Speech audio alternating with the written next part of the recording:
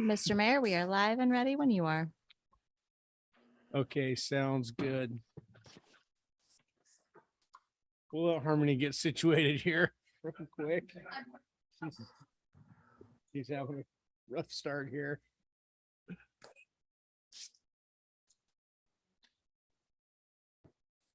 All right, well, she's getting her computer all set up there. We'll go ahead and call the meeting to order. This is a regular meeting of the Seldovia City Council, Monday, May 9th, 2022. Time is 6:04 p.m. And we'll go ahead and do roll call. Swick. I was afraid I was first. Here. Peyton. Here. Nathan. Here. Sweat. Here. Rojas. Here. Kennedy. Here. Hey, we do have a quorum. Everyone is present tonight. We will go ahead and if you'll join me in the Pledge of Allegiance, please. Pledge of Allegiance to the flag of the United States of America, to the republic which stands one nation.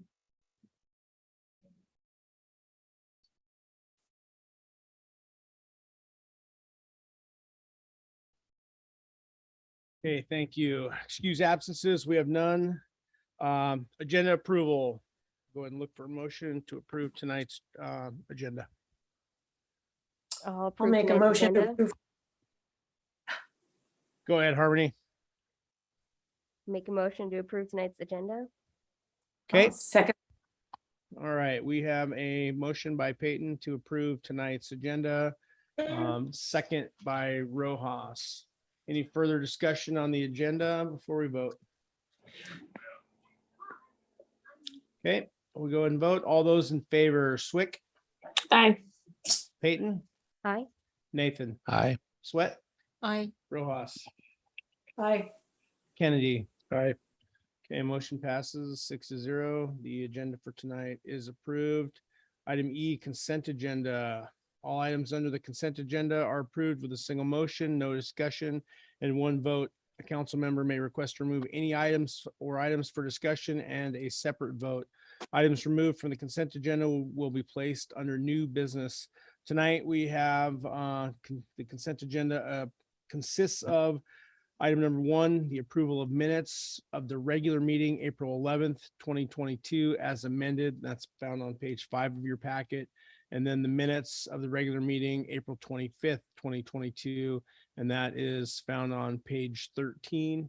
We have no ordinances for introduction and no resolutions on tonight's consent agenda. And then I just wanted to point out the meeting minutes for the April 11th, 2022 meeting. Those were amended at my request at the last meeting. And as you can see, they've grown substantially by the number of pages. It wasn't completely transcribed, but almost. So thank you, Heidi, for going back. I wanted to just make sure I captured majority of the question and answer, almost all the question and answer session between myself and Steve Wadley, and then other council comments and questions as a result of that after we completed that Q&A session. So again, appreciate that. And it looks, she definitely captured everything I was looking for in the minutes on that. So we'll give everyone a second and then we'll look for a motion to approve tonight's consent agenda.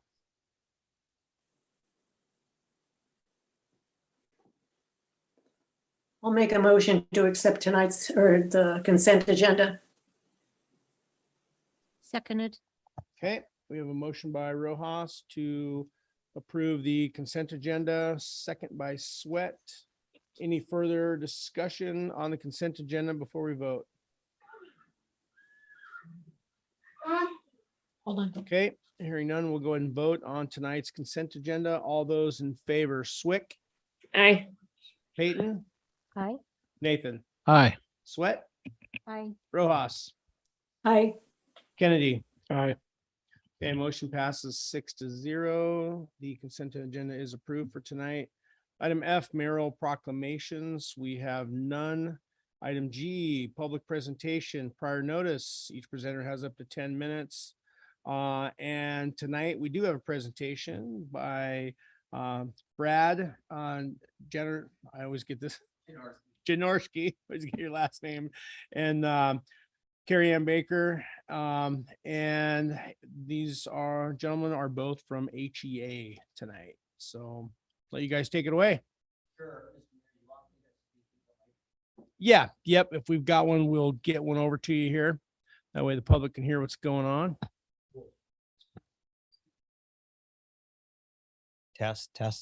Nope. Isn't okay. Good evening. Thanks for the offer to put us on the agenda tonight. We appreciate it. My name's Brad Janorski, General Manager at Homer Electric. Most of you have seen me many times before since I've been there for over 18 years now. And with me is Steve Cannon, Director of Operations. And Carrie Ann Baker was unable to make it tonight due to a family emergency. So I said, no worries, deal with your family emergency, and Steve and I will take it from here. So Steve's going to go through a brief PowerPoint presentation. In brief, it's like 5 slides. And we had came over earlier today to visit with Crystal Collier. And we're also going to visit with the Native Corps over at Ned Wallach and Port Graham. And we are tracking the federal infrastructure bill, or the, let's see, Infrastructure Investment and Jobs Act that passed. And I was actually out at DC probably about a month ago now. And even talking to the folks out there, they're like, there's money out there that they've never seen before. So we're all over it. And we're trying to work on a project. One of the projects we're working on is one that will benefit the South Kachemak Bay. So I wanted Steve the opportunity to give him to visit with you guys on it. Like when we talked to Crystal, she said, hey, anything we can do, we appreciate it, and just keep us in the loop, and we will. And I said, I agree. We don't have a lot of answers, but we don't want to get too far ahead of everybody else. And then folks going, well, how come we weren't invited along? So we're trying to be proactive and give everybody a little early warning or heads up. And as this progresses, we'll see. So if you're not familiar with the infrastructure package, it's a 5-year program and dispersed equally over the 5 years. And the first tranche has Native Corps identified as priority organizations for those funds. And so hence the reason we're over here talking to all 3 of them on this side of the bay saying, hey, we got a really good project that'll benefit everybody. And I'll let Steve jump into that. So when we get done, please ask any questions you want. We finished our annual meeting last week up in Kenai at the high school, and it was great. It was great to see everybody in person again after the pandemic, and the folks were there, had great questions, and they all enjoyed being there. So with that, I'll turn it over to you, Steve. Thank you, Brad. First, I need to apologize because I am not near as pretty as Carrie Ann, nor will I be as entertaining. But as Brad says, there's a lot of money out there. So we're pursuing grants and federal funding to try to improve the service to Seldovia, Port Graham, and then Wallach. And so here's a proposal that we had that we're pursuing, and we're trying to find support from it. So next slide, please. Here is the existing undersea cable that goes across the bay. So we have the spit, and the spit, we have undersea cable that goes across to the flats. And then we have a 3-phase line that goes all the way to Seldovia. And so there's a lot of opportunities in this area for storms, trees, and whatnot to knock out the power. And then restoration is rather difficult. Next slide. So we're proposing one undersea cable to go from the end of the spit to McEwen Flats. The next slide. And then a second undersea cable to go from a separate circuit all the way down to Seldovia itself. So what this will do, we'll have one circuit that has our 3-phase feeding Seldovia, the original feed. And then we have this second phase here that's on a separate circuit. So if one circuit goes down, we have a loop feed system here that we can restore power. Okay. Now, the problem with having this underwater cable, this is about 13 miles underwater cable. When you have that, you have a lot of capacitance that builds up. And with that capacitance, you lose power factor. So we have to have something to counter that power factor. So next slide. So what we've came up with is to install a Tesla battery bank here in Seldovia. So that'll correct your power factor. And it also will supply 4 hours of power in case you have an outage. So therefore, if you have, and then now this feed will be, we don't, knock on wood, we don't have faults on underwater cable. We normally don't. But if something ever happened to this, we have 4 hours to switch and to reroute power through the original Tutka area and restore power that way. So with this setup, we would see very little to no generators being used. Okay, and then next slide. That's established. We're looking also at upgrading the single phase going to Port Graham. We're going to upgrade that to 3-phase, and then also we're going to upgrade the line from Port Graham to Nanwalek. And I forgot to mention with the underwater cable, we're all looking at bringing broadband fiber with that cable straight to Seldovia as well. So that is our proposal. Next one. Okay, is there any questions about this? Yes, sir. We're go ahead, George. I'm just kind of sitting here smiling, listening to this whole thing. It's like it's not going to be hard to gather support for this. So go ahead, George. Probably not. There's some talk years ago about you folks having a fiber optics cable that came over this direction. Is there any talk about being able to use that, the civilians here, as far as for broadband internet, or was that what you were talking about with the broadband? Yeah, George, you're right. The current undersea cable that goes to McEwen Flats does have a fiber in it, but it's, if you could picture a bridge to nowhere, that's what it is. It ends when it comes up on the shore on the south side. The fiber does. I see. One of the things we would do is we're proposing is tying in fiber with the undersea cable like we did before and bringing it over here and not get into the retail business. But there are other carriers that'll do that, but we have fiber access over here. We would use some of those dark fibers for our own use for the generation. And I think that's one of the areas that we've got the rest of our system tied together is through fiber. It really allows us much better communication. One of the things we also want to do between here and all the way back to McEwen Flats is any of the devices that are on the system that, and we get that question is, the generator's running, how come, Jackie Road, the power only goes so far, then it stops. And part of that usually is we've got a communications issue between a device on the line and back on the other side. So if we don't know exactly where that short is or where the tree fell on the line, we will not energize that section until we patrol it and have some eyes on the ground. So that's one of the questions we field regularly. So until we know exactly where it is, but with better communications, and I know we're on the list for Elon Musk's Skylink. I think it's Skylink. Skylink, yeah. Skylink project. We're on that wait list. So we can try that at some of our devices to bide us some time until we have some other solutions. But if we get satellite phone connections that's reliable to some of these devices, it will make our world a whole lot easier. So that's one of the challenges. Once we start working in the dark, it's even with the generators running, we don't hook them up and we don't put them online unless we actually know what's happening. So, and one thing Steve didn't mention, it's a $33 million project. So it's not cheap. But we've been pretty fortunate lately. We've been applying with on the state level, the Renewable Energy Fund. We've put in 5 applications this year.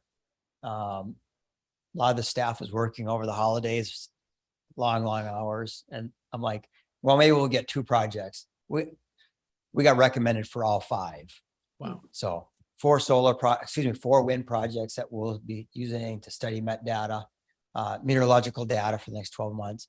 And then 1 landfill gas project on this side of Soldotna to do the final design work for projects we're looking at there for heat recovery and capturing methane and producing electricity. And that's in addition to, I just got an email, the state, at least the legislature, it looks like approved a conduit to get $60 million to the rail belt transmission upgrades over the next 5 years from here I think most of those projects will be between here and Anchorage. $60 million is a lot of money. And so it's pretty cool, but there's certainly a lot of it seems to be out there. So I got two more real quick, like yes or no ones. sure. Will the generators stay in place even after you've got this loop set up? Yes, So absolutely. they would be here Yep. if we absolutely had to have them. Because if you lost power in Homer, that would shut down both legs of the undersea, would it not? It would. And Steve's right. The battery would give you 4 hours for us to do something. As you guys know, a lot of our outages are much longer than 4 hours. Yeah. Generally, more often than not, it's because we can't get the line crews here, just from the weather. We did just put in 2 hours worth of battery storage up in Soldotna, and that's enough to power about 3/4 of the peninsula for 2 hours. One of the largest benefits of those large Tesla megapacks we put in Soldotna is it replaces our spinning reserve that we have to carry on a daily basis. Spinning reserve is really the excess capacity we carry live along with all the other utilities. So somebody's generator between the peninsula and Fairbanks trips offline unexpectedly, nobody knows it because there's enough excess on the capacity. And when we're islanded, separated from Anchorage, for example, during the Swan Lake fire, we were standalone.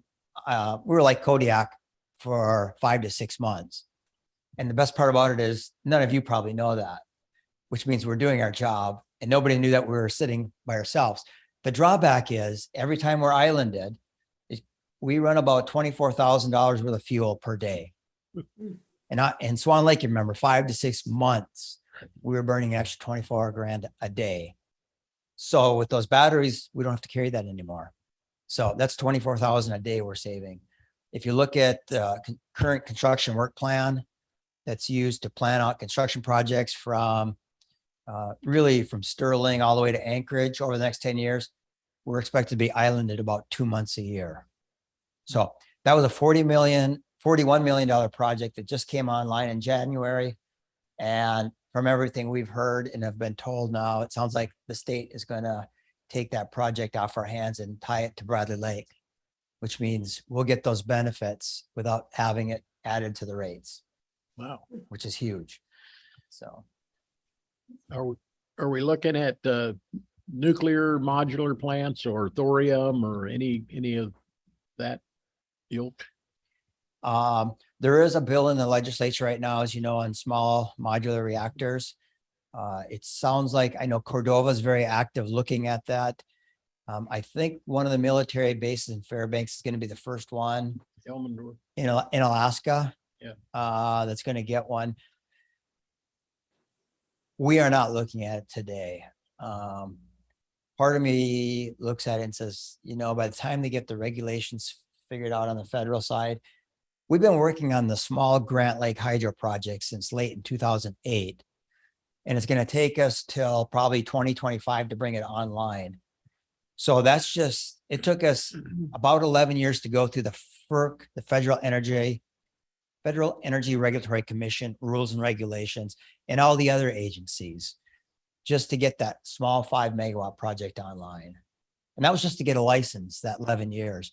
In the meantime, we built about 88 megawatts of natural gas fire generation and operated for almost a decade. So it's, I see the nuclear, and it's great to see it all developing, and we'll just see where it lands. But as far as counting on it as a resource in the next decade, I don't see it. Just don't see it, George. Brad, I have a follow-up to that real quick. So where is this project at in the pipeline? Is it purely conceptual? Has there been a little preliminary? Obviously, if you've got a ballpark estimate in mind, you guys have done some sort of construction estimate or engineer's estimate. How far along are you in that process? And when would you anticipate, if you had support, which I assume you could easily get here, what cycle would you submit that for funding? And that's a great question, Mayor. We're looking at 3 separate projects, one being South Kachemak Bay, one being the construction of the landfill gas project for about $12.5 million, and another for Grant Lake, the small 5 megawatt hydro project for about 50 million over by Moose Pass. We're looking at all three projects. Senator Murkowski's staff got a hold of us recently and said, hey, by the way, we like your projects. Can you kind of parse them out a little bit so they're not quite so big? So we are doing that.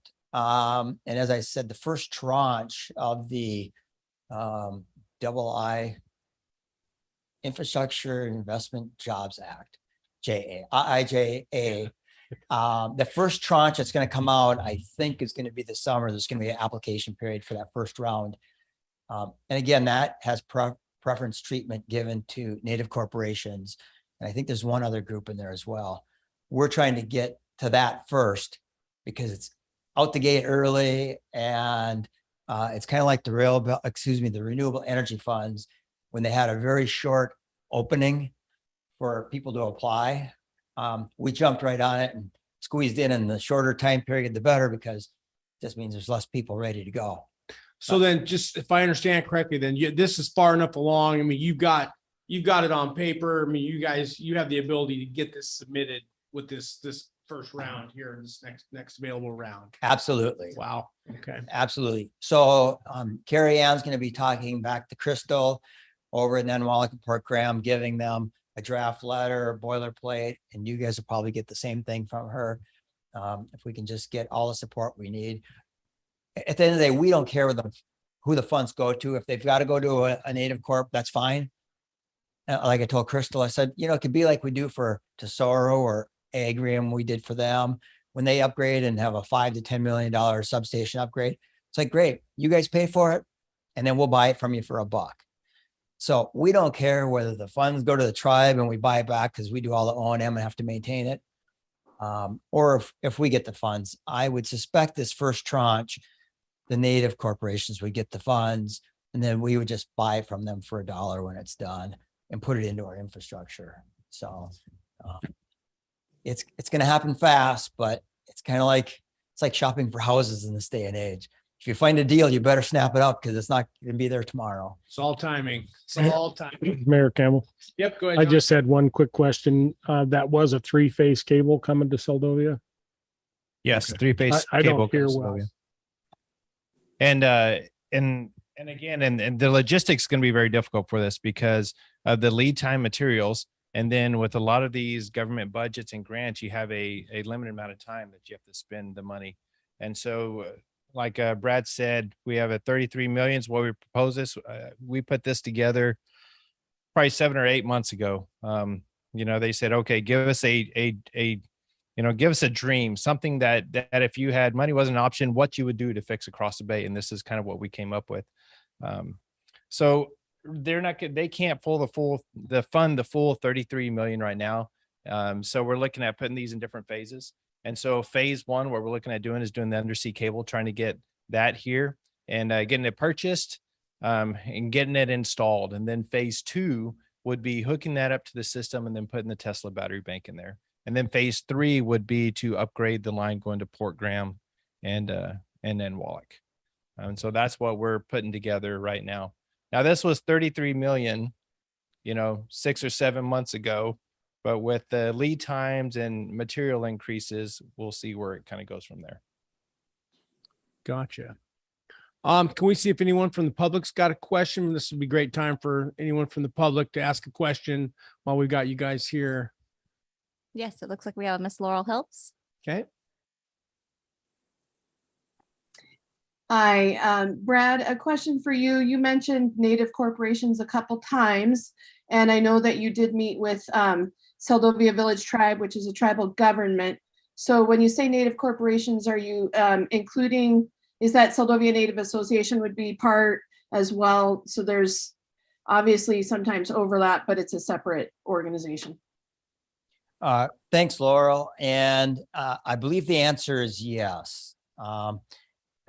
I am not an expert at it, but from what I understand, that is a correct statement that that you are included. So I don't see that being a problem moving forward. Okay, and I don't represent Seldovia Native Association. I represent Seldovia Village Tribe. Okay. So so Seldovia Village Tribe being the tribal government. That's right. And then Seldovia Native Association being a corporation. That's So right. that- And I don't think it matters. And I'll have to ask Carrie Ann about the details of that specific program. But I think our bases are covered. Yeah, I think what it does is it actually gives more power to the punch, which is terrific. Okay. Well, Yeah. and that's good news. And like I said, I think the application period opens up in the near future, and we will run that to ground, but certainly get all the support we can from all the communities on the south side of the bay would be great. So putting one more hat on Seldovia Chamber of Commerce, is that, do you want us peons, the smaller peoples, the business owners, to be providing any letters of support, or is this something that eventually will come our way? And that's a great question, Laurel. I'll talk to Carrie Ann about that. And I know they're very active in the chamber related activities, and you'll probably hear from her. I will look forward to that. Thank you, Brad. Yeah, you bet. We were excited to hear from Senator Murkowski's team that just said, hey, can you put it into phases? And Steve nailed it down that, yeah, we can do that. And our first phase, of course, is the Undersea, both about the Halibut Cove area and then over to Seldovia. So. Great. Thank you, Laurel. Anyone Mr. else Mayor. from the public? I'm not seeing any more hands raised at this time, Mr. Mayor. Okay. Great. Any more follow-up questions from council or? Mayor, I have a question. Yep, go ahead. Absolutely. Brad, how exciting. Great work. You must have a Tesla battery within you to have had this forward vision and all the energy to accomplish this with your team. So it's really exciting to see. First, what time are you working on for a resolution or a letter of support from the city? Because I would like to reach out to the city of Homer as well to see if they would possibly do a joint resolution with Seldovia and Homer to support the project, because local and regional impact makes a difference with grant funds. So that's the first thing. And then you mentioned landfill project, and I can't remember, the hydro energy. So how does this fall into priorities for HEA, or are you targeting different funding sources? So they're all kind of priority one. Dang, those 3 questions. First one was the chamber, and I suspect Carrie Ann will give you plenty of heads up on that. She'll chase that down. Like I said, Steve and I are the fill-in without the details at the last minute. As far as priority goes, because of the native corps that I talked about having priority, the first tranche, this is the only one we know. The 3 that we talked about, the landfill gas, the Grant Lake hydro project, and South Kachemak Bay, that I suspect this one will get the first bite at the apple. And the funding will become project specific. So they'll say it's for, say, phase 1 of this project, or phase 1 or partial of the hydro or whatever. So we've been chasing all 3 equally. I think if I were to put money in the race, I would put my money on this one, just because it's clearly identified in the first tranche of the infrastructure package. So, and as far as the battery goes, the battery we built up in Soldotna, which is 37 megapacks, are amazing. And one of the things I had told the membership last week during my presentation at the annual meeting was, if the board had decided, and they made a decision to move forward in the fall of 2019, they made that decision today, it would cost 30% more, and have at least a 2-year lead time. And I go, dang, do we really want to sell these? They're pretty valuable. The idea of putting a Tesla battery over here was from Steve and his group. So I wish I could take credit for that one, but I can't. So it has a lot of merit, and it certainly buys us time. And I think it's a really good use. So one of the things we're looking at is, okay, on the other end, we've got 37 megapacks. Maybe we sell 36 to the state, move 1 down here instead. And we just haven't gone through it. We want to make sure it technically will work. And we're not there yet, but if we can do it, if we have to cough up the money from our own ratepayers and our own members, maybe we do that, because I know that they're going to be at least 30% cheaper than the next version, and that's of today. So if you don't put the battery in for another 3 or 4 years, it could be significantly lower cost, one what we already bought. So what's really cool with the IT department that we have, the computer groups that folks that we work with, is they're looking at the Tesla programming. As you know, if you own a Tesla vehicle or a Megapack, they do all the software upgrades remotely and just all the time. We're seeing our language in the upgrades for the Tesla Megapacks, some of it. So it's like, well, this is really cool. So the guys are going, dang, we should be getting paid for that. Like, well, just make the thing work. So it's pretty neat. But did I miss one of your questions? No, I think you got it. I'll follow up with Carrie Ann on a deadline because I think a joint resolution with Homer would be an awesome contribution. Okay. So thank you so much. Very You bet. exciting. And we will fill her in tomorrow when we see her. Okay. So Awesome. Oh, did you have one, Harmony? I have a pedestrian question because power is not my soapbox. I was just wondering, so like if the village tribe or SVT or SNA or the city or a private individual were producing renewable energy, would we be able to then contribute to the battery here? Like if you had an overflow on your personal bank, could it be contributed to a Tesla battery that is here? Is that something that is that a thing? and that's a great question. And if I heard it right, is if somebody came along and put in a generation resource large enough that they could put it on the grid where we buy the power. Mm-hmm. Right now we have a rate for that, and the rate is using round numbers is close to what our fuel costs are. Mm-hmm. So unless you're building a very large system, the chances of now everyone builds renewables for a different reason. Let me state that right up front. No different than my wife saying it's a lot cheaper if you just go to the grocery store to buy your fish than buy a boat and do that. And I get it, a pound. However, to compete with the price of gas, natural gas, you have to build a unit very large.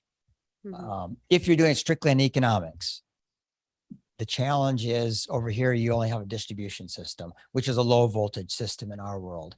You don't have a transmission grid like we have that runs through Diamond Ridge up to Bradley Lake, all the way to Anchorage and Nikiski. So transmission being 69,000 volts and above. And over here, you're at roughly 25,000 volts. So much smaller system, and we just can't absorb. If you get a project large enough that is actually competes with the price of gas and what we'll pay you from an economic only perspective, you probably won't be able to connect it to the system. There's a reason, and one of the reasons for the batteries on the north end is for stability of the system. When Bradley went online in 91, it created a really weird harmonic that when we have a disturbance, it kind of amplifies it on the system, on the transmission system.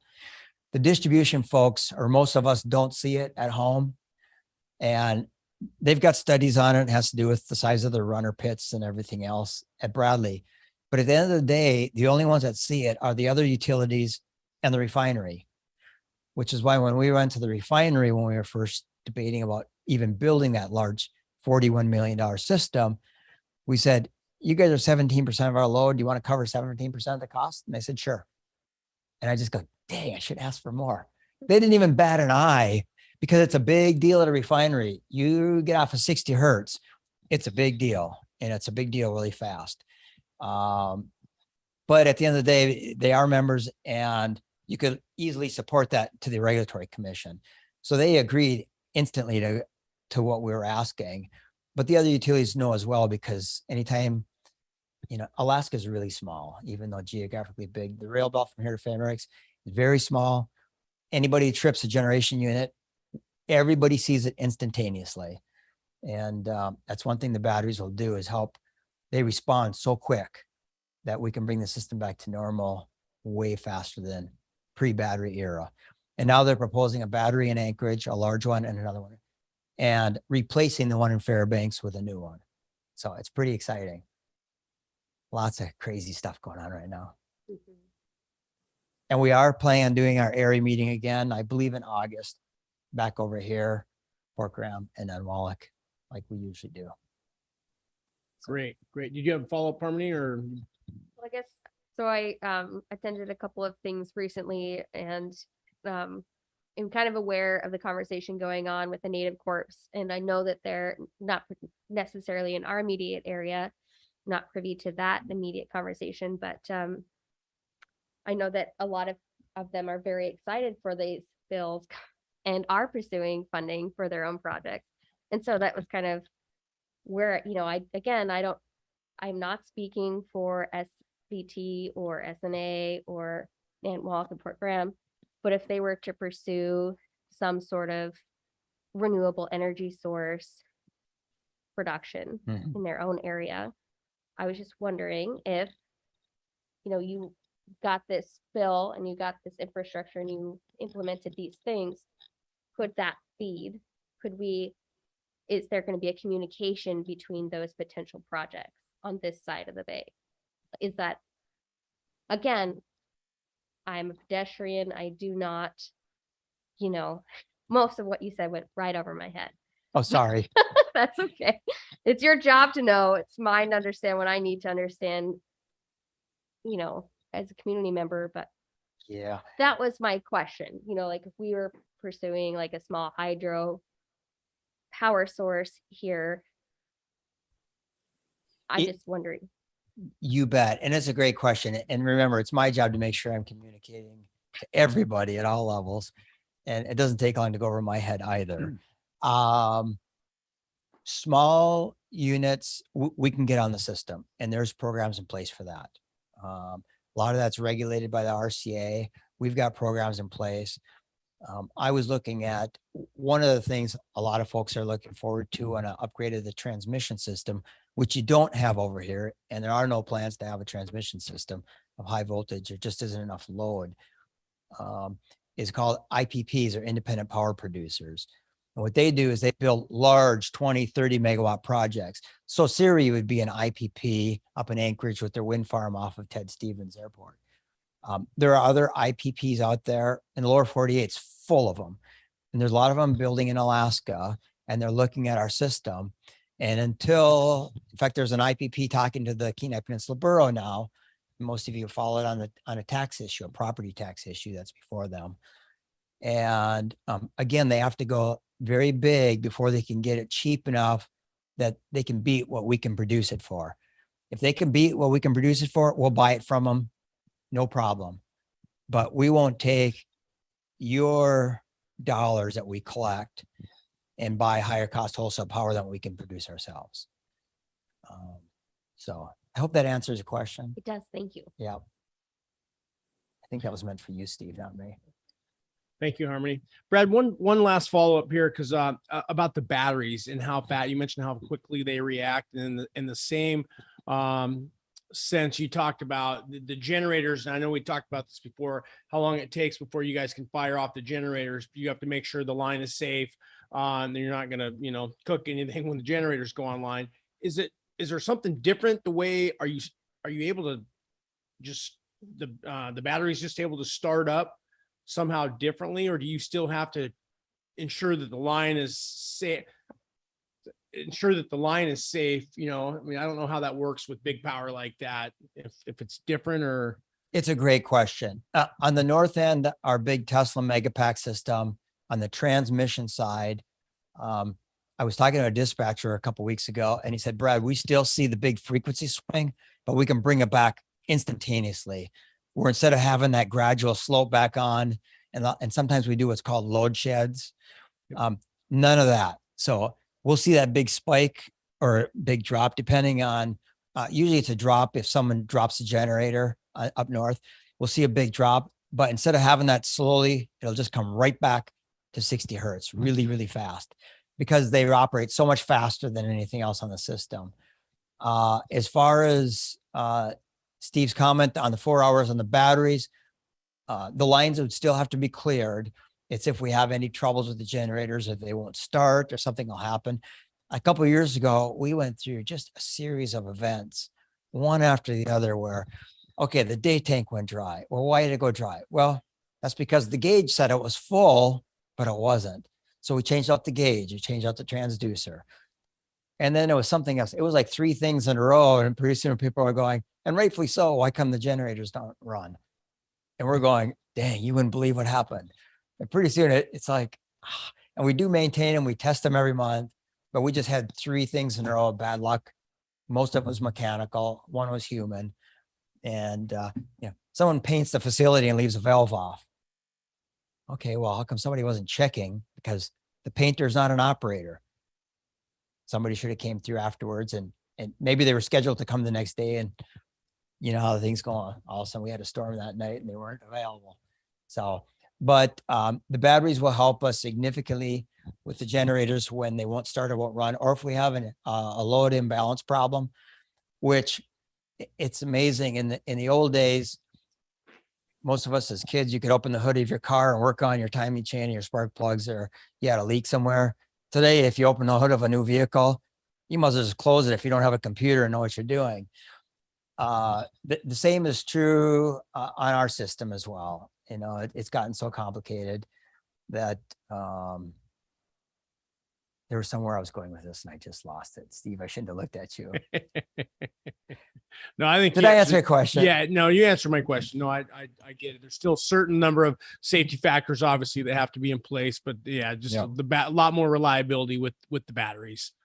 And there'll be, I think, a lot more reliability just with this configuration, because what we're going to do is we have now 2 separate feeders feeding Seldovia. And so in there, you'll have a normal open. So which means we have a switch that's open. On one side, we have one feeder, one side, we have another. We're looking at this and talking to my dispatchers. The normal open will most likely be at McDonald's Spit. So anything east of that, Big Tucka, Little Tucka, where that's where most of the devastating outages happen that impact Seldovia. Now, when those happen, it's on a separate feeder, so it doesn't impact Seldovia at all. Now we'll have tree falls and so forth, and we'll knock out kind of little taps off here, but that doesn't knock off your main line. So really, if your main line to come down, it's going to have to be something major between here and McDonald's Spit, which really doesn't happen a lot. It'll still happen, but not near as much as it does in like the Little Tucka and Big Tucka, which really affects the reliability here. So just that alone, even without the batteries, that configuration will just really increase the reliability here. Yeah, that'd be huge for us, obviously. So, all right, well, thank you. Yeah, I appreciate it. That was pretty amazing news, and obviously something to look forward to. And then, yeah, we'll look forward to Carrie Ann reaching out to us. Then, obviously, anything we can do in terms of support, letter or otherwise, we'll gladly do it. So, John, did you have one? Just one more. You don't know where the manufacturer location of those Tesla batteries is, where they're producing them, do you? Are they producing them just between Reno and Fallon, or That was like Arizona. in USA Parkway there? I think you're right. Yeah, there's a big new Tesla facility just east of Reno. Yes, I think that's where they came from. And I know there's another big manufacturer, mega factory down in, I want to say Austin, but somewhere in Texas that just came online. And I think there's a couple others on the other side of the globe, but it's pretty amazing. So far, they've been doing well for us. So knock on wood. If they keep going the way they're going, well, you're already seeing a huge growth of them in the lower 48. So yeah, it's pretty amazing. So thanks again. Well, good. Thanks, both of you. We truly appreciate the presentation and all the information. So thank you. Yeah. Sorry. All right. No, that was a quick 10 minutes, so that's perfect. All right. Thanks, you guys. All right. That was item G, public presentation from HEA. Item H, public presentation for items not on the agenda. And Heidi, we'll go ahead and see if anyone wishes to speak on that. Yes, Mr. Mayor, it looks like we have a Miss Ann Barnett.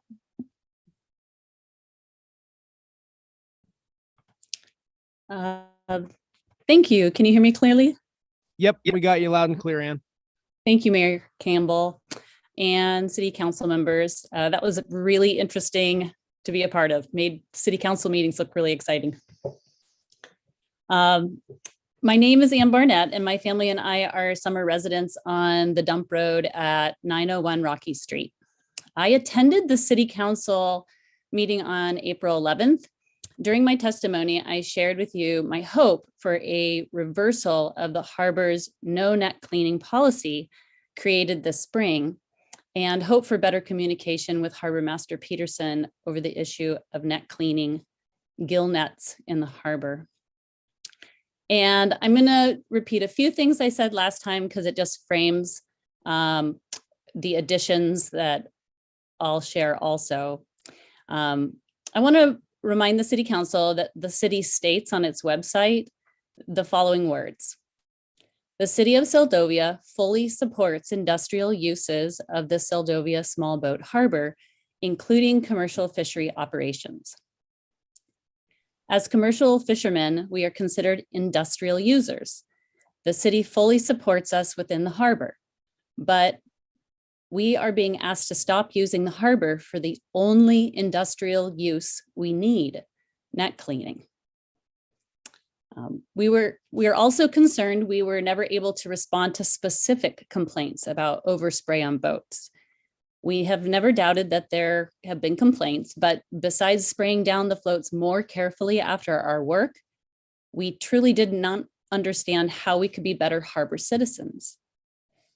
Also, we don't recall a time when we interfered with harbor users passing by our work, and we've brought in and removed all of our net cleaning equipment the day that we use it. Unfortunately, several substitute harbor masters confused us with past and present commercial fishermen. Another fisherman last year did leave nets, tarps, and line out week after week on the floats. If we must abandon net cleaning in the harbor, we ask that it is based on what we alone have done. And a little bit of an update here. Harbor Master Peterson has said in an email that she is still looking for options to help accommodate our business and make fish net cleaning a possibility.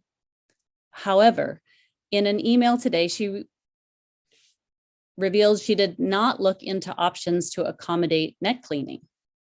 Instead, the only option she was considering was our idea, designing and welding a motorized aluminum scow. This motorized scow option isn't possible for us any longer. It might have been an option back in February had Harbor Master Peterson answered the questions we emailed her about this option back in February. These questions were emailed to her 3 times, yet we still do not have her answer as to if we would be allowed to clean our nets upon such a vessel if we built it. In light of this poor communication, please suggest that Harbor Master Peterson allow us to clean our gill nets in the harbor this summer. Our fishing season begins June 2nd. Thank you, Mayor Campbell and City Council members for your service, and thank you for your attention to this matter.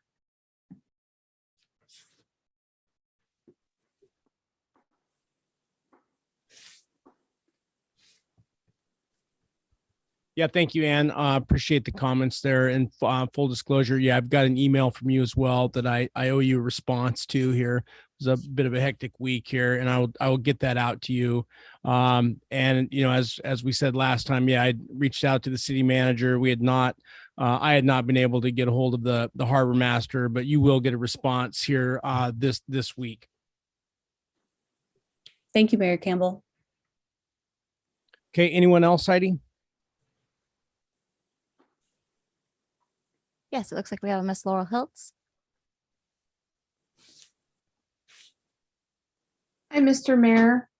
I have Yep. a few things to share about planning over the next month or so of activities, and wondered if it's possible to share my screen. I have a few documents that kind of highlight those things. Yep. Yeah, I don't have a problem as long as we can do it here. Thank you so much. If not, I can just walk you through it and then follow Yeah, up.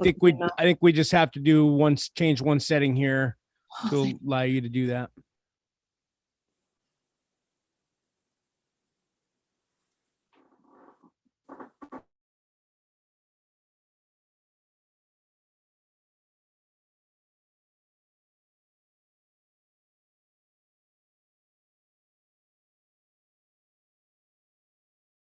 There you go.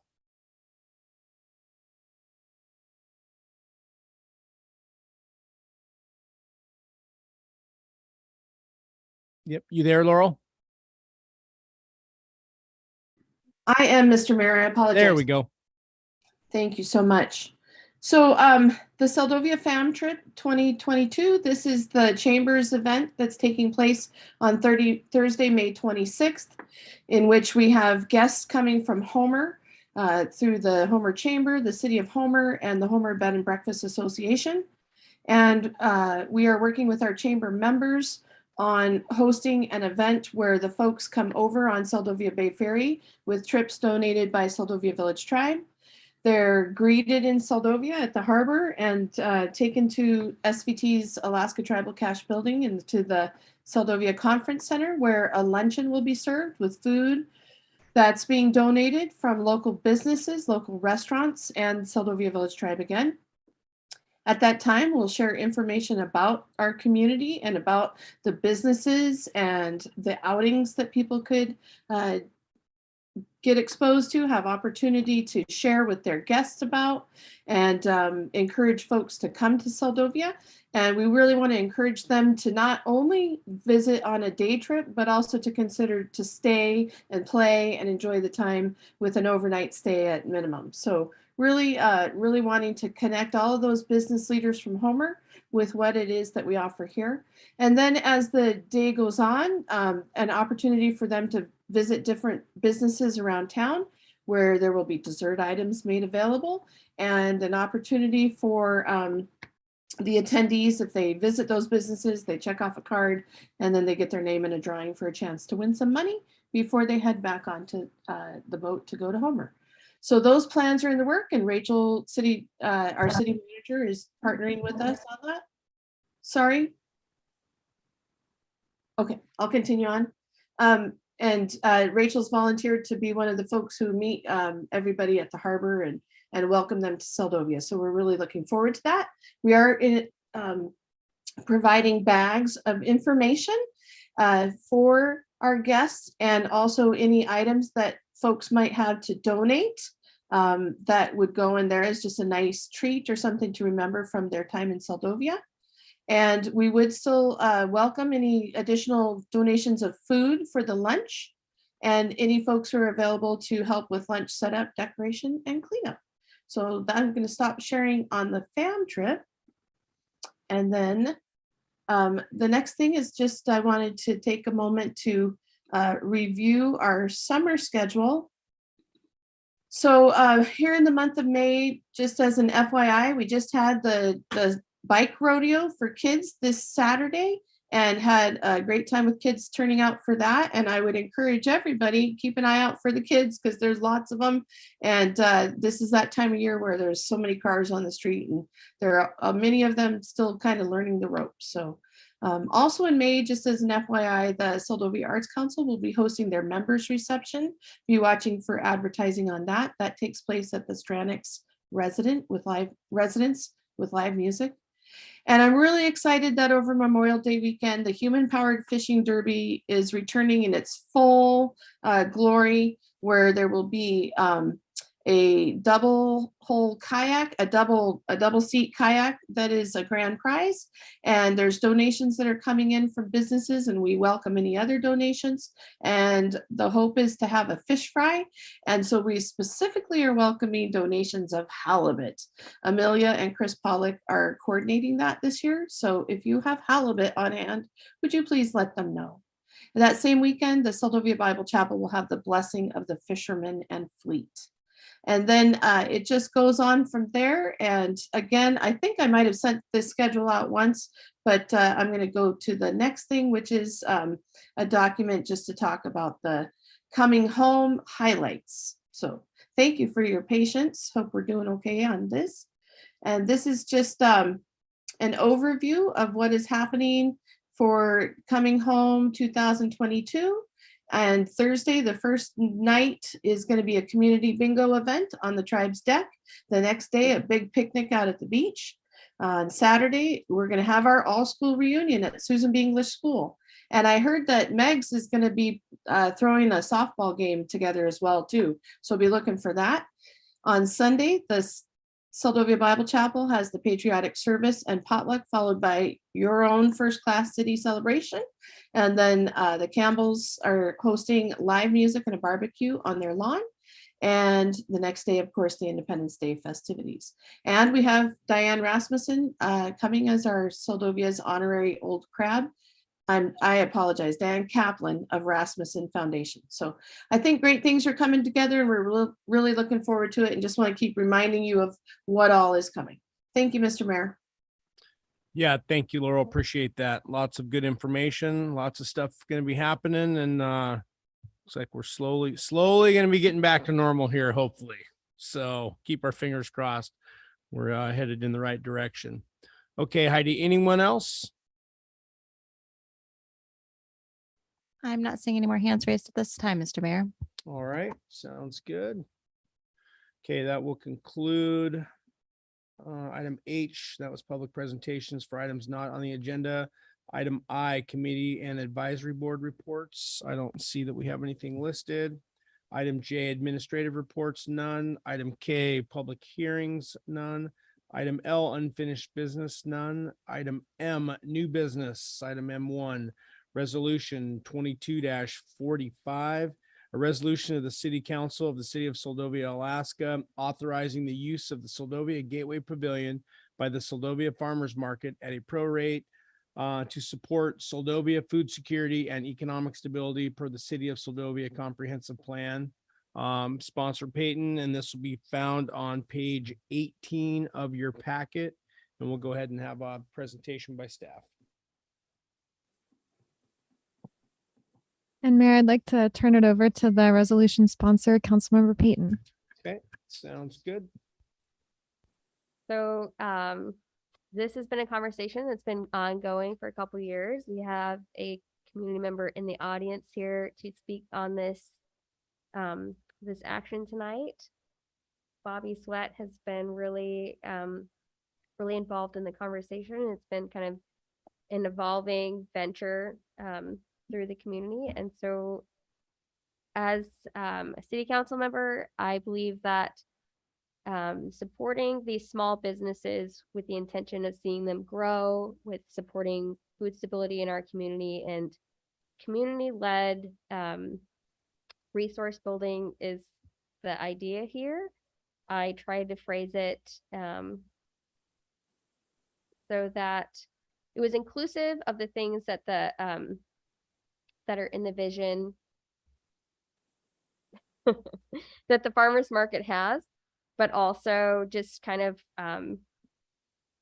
just making it so that it was a fair deal between the community outside of the farmers market and the farmers market participants. So I think that this is I don't know why I'm stuttering so much. I spent so long thinking about it, and now here it's my turn to talk about it, and I can't. But there's been a lot of people involved in this conversation. It's been a really long time coming, and I think it'll be a very good thing for our community to see economic development, and I would like to see the city support more things like this. So does anybody have any questions that I can answer about how it's? I just want to make a comment. Okay. Just to reiterate what Harmony was saying, we've kind of been throwing this around for a few years, back and forth, and never really came up with any solution until Harmony kind of set us straight. And so here we are. I think it's great. I think it's something that, yeah, it's great. We need to support those guys at Rose, and yeah, so good job, Harmony. Mr. Mayor, if I Yep. Who's on the it was Vivian, can you hear me? Yeah, go ahead, Vivian, you bet. Okay, yeah, I'm in support of this. I think it is a something that's been on the council's desk for a couple of different times. I think it's, and I really appreciate the component of volunteerism, that would be kind of no charge and they volunteer to help out the community. So I think it's a win-win, and I am definitely in support of it. Thank you very much, Mr. Mayor. Thank you, Vivian. I just have one question. What other types of goods and services will be sold besides produce? So the Seldovia's Farmers Market is an evolving entity with its own, board. I think that they have yet to kind of structure themselves. Yeah, it's a work in progress. But the pavilion is a rentable space. Oh, I get that. And it's right off the waterfront, so it's kind of front and center. And so in structuring this piece of legislation, I try to account for the fact that we do have other businesses that exist in the community that pay taxes, that pay property taxes, and that sell regular goods. And they should be taken into consideration when we are giving city-owned space away for free. So the primary participants will be selling food goods, cottage industry goods such as jarred, canned, dried, things that they've grown. There is an allowance for other goods to be sold, such as art, or like maybe if somebody wanted to do some sort of, I don't know, garage sale, or I couldn't imagine that anybody would be coming and selling like large goods there. It's not a space intended for vendor use as far as the primary goal is. Rose, we'll go ahead and have you use the mic here real quick. No, you're fine. And I don't know if it's appropriate even for me. No, you're Mr. fine. Mayor, Go to ahead. I talk was right now, something but- we were Yeah. engaged you as well. Farmers market is a work in progress, and we are staged and poised to get some really big help in terms of coming up with a nonprofit that will cover the farmers market in the coming years. So it's a work in progress, but the primary goal will be food security. In order to have a farmers market in the state of Alaska, you need to have a minimum of 2 produce producers, and our goal is to be able to encourage other people to provide that service. Now, it does also include cottage foods, to what Harmony said, and cottage foods are things like jams, jellies, sauerkrauts, preserved items, certain items that can be safely produced at home. And there are, to John's point, and this may be an item of discussion, but some baked goods that are included in that. So that is something, if I was Council Member Kennedy, I think that's a good question that he asked, because I know that he offers that service at his business. So, yeah. Yeah. Did that help you? Yeah. So, well, that's kind of where I was going. I'm pretty familiar with the cottage laws with Alaska, and I'm I'm absolutely in support of the farmers market and that program, the cottage foods. I have no issues with that. I just don't know that I'd be in support of hot meals ready to go down there. That actually is in here, that as long as we're giving this space away for free, it's intended to be used as a farmers market and cottage industry retailer. It is not intended to facilitate somebody coming down with hot meals to go outside of, cottage industry goods, maybe, occasionally a sourdough, or, I'm hesitating to box what they want to do here in my speech. I think that I try to cover all of those bases and be really fair to the existing businesses in the community. I'm really not opposed to the individual bakers. I'm not opposed to that. It's more the hot meals and the other stuff. Well, sure, there are people in the community who bake things that they make, like Nesto, which is pesto made out of nettles and things like, and they make buns with locally collected goods, and that's not something that you sell. Huge supporters of her program and we will continue to be. I just was curious where we drew the line and if there was There were anything in lines place. drawn to protect the existing businesses, but also really just support and nourish the efforts Right. in the community to Okay. Thank you. further. I think specifically the couple whereases, starting on line 49. Yeah, Page that 18. were the first whereas on line 49 of the resolution, whereas the amount of vendors selling foods, selling goods that are not directly related to food or agriculture cannot be more than 1 in 5 or less than 20% of the overall vendors of the market. And then the second whereas on line 52, whereas vendors selling prepared foods other than goods they have grown and processed themselves must directly apply with the city for approval. This is an agreement to support local food producers, not to go in direct competition with existing businesses, i.e. restaurants or coffee shops. So, and then there's a whole number of obviously other See, I'm articulate on whereas paper. here. So what's that? I'm articulate on paper, just not when I have to speak in public. Mr. Mayor, Yep, go ahead, George. does the trade out clause for work trade apply to the non-food producers as well? So that's another thing that was probably the biggest volley that I had between myself and the representatives. So again, it's something that they are going to work out amongst themselves. Right now, it's a really small number of people participating in the market, but it does cover anybody participating in the market. And I did structure it to protect the vendors from becoming, a go-to workforce for the city. So the volunteer hours to be served by the participants is specifically geared towards things that fall under what they're doing. So that's community gardens or legislation such as this, working with the community to further this type of initiative in the community. Does that make sense? So Well, it didn't anybody answer- participating in the market will participate in the volunteer hours. Yes. Okay, that was my question. Thank you.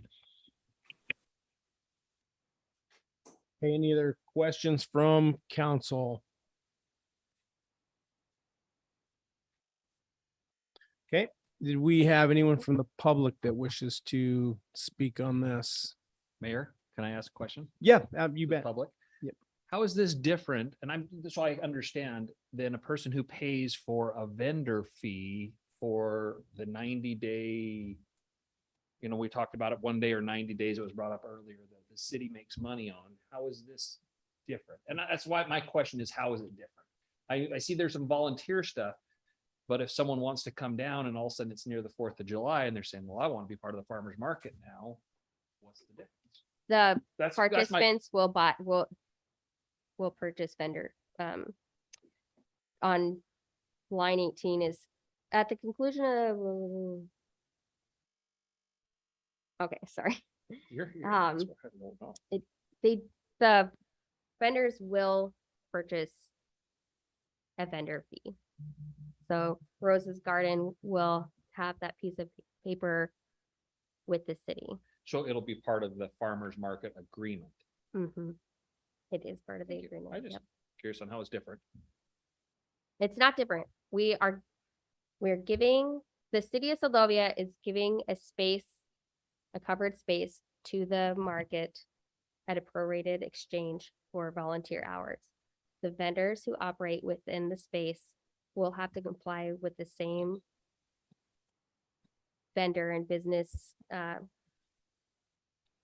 fees and licensing that is appropriate for what they're selling. Does that make sense? Thank you. Rose, go ahead. May I add to that is that the vision of the Seldovia's Farmers Market is that producers and suppliers come from Seldovia and Seldovia Village. We at this time have no vision or plan to include vendors who do not come from Seldovia, because our mission is enabling and growing Seldovia and Seldovians. To do that, we need to have economy with local Seldovians, not money that comes here and then leaves here. Okay, thank you. Anyone else from the public?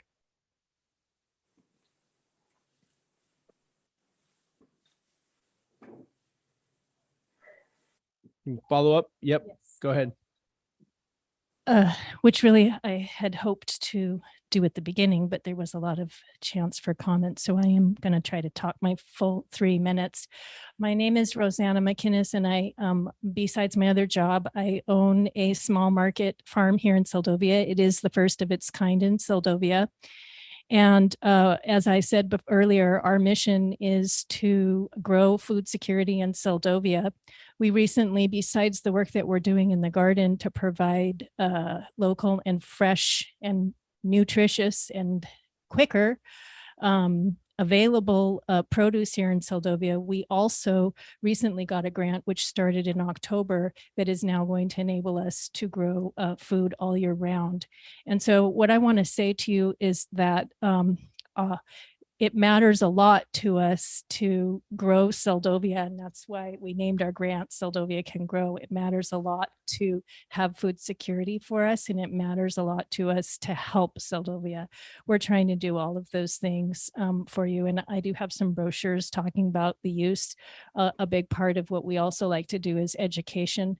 The farmers market facility is going to be a huge help just because as one of the vendors, and we do have another vendor, it's Susie Stranick and Time on the Boardwalk, but as one of the vendors with the many, many projects that we have going on and how stretched thin we are at the garden, we really do need support. We really do hope for any kind of support that the city of Seldovia can give us, because you all matter, this community matters, and we believe in what we're doing, and Farmers Market's going to help us with that. I do have brochures here. Is it appropriate to pass Yeah, you can just put 'em something on. out? Yep, you Okay. pass 'em, put 'em on. This just talks about our new project. We've been involving the school children, and they are getting ready this week or next week to make their first delivery. They've been growing lettuce and basil and dill and cilantro. You have one already. And they will be delivering them as part of our grant to your City of Seldovia Senior Meals Program. And they will also be making deliveries to the Seldovia Village Tribe Senior Meals Program. So we had the city in mind, we had elders in mind when we started this project, and we will want to continue to try to make these kinds of projects available for Seldovia. Again, farmers market and the space having it is going to be huge for us. It's not just me doing it. There are other people who support and are on standby for joining a board once we get our nonprofit. So I just wanted you to know there's more than just me at it. We're working hard, and I thank all of you for the hard work that you do and your sacrifice and your volunteerism to make this community run, especially because we're not easy. Thank you. Thank you, Rose. Okay, anyone else from the public, or is that it, Heidi? I'm not seeing any other hands raised at this time, Mr. Mayor. Okay, sounds good. All right, we'll go ahead and bring Resolution 2245 back to council and see what we want to do here. Mr. Mayor, I'll make a motion that we accept Resolution 22-45. Okay. Seconded. Okay, we have a motion from Rojas to accept Resolution 22-45 as written. Second by Sweat. Any further discussion before we vote on Resolution 22-45? Okay, we'll go and vote on Resolution 22-45. All those in favor, Swick, Aye. Peyton, Aye. Nathan, Aye. Sweat, Aye. Rojas, Aye.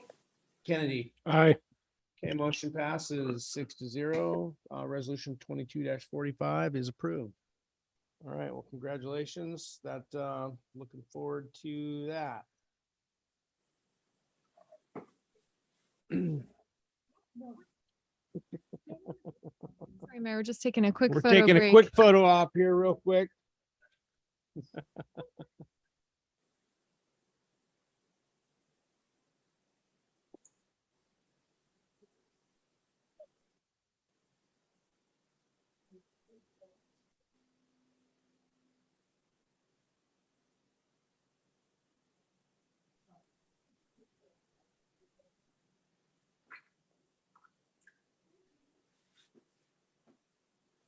Hey Heidi, as a matter of fact here, why don't we, it's 7:20.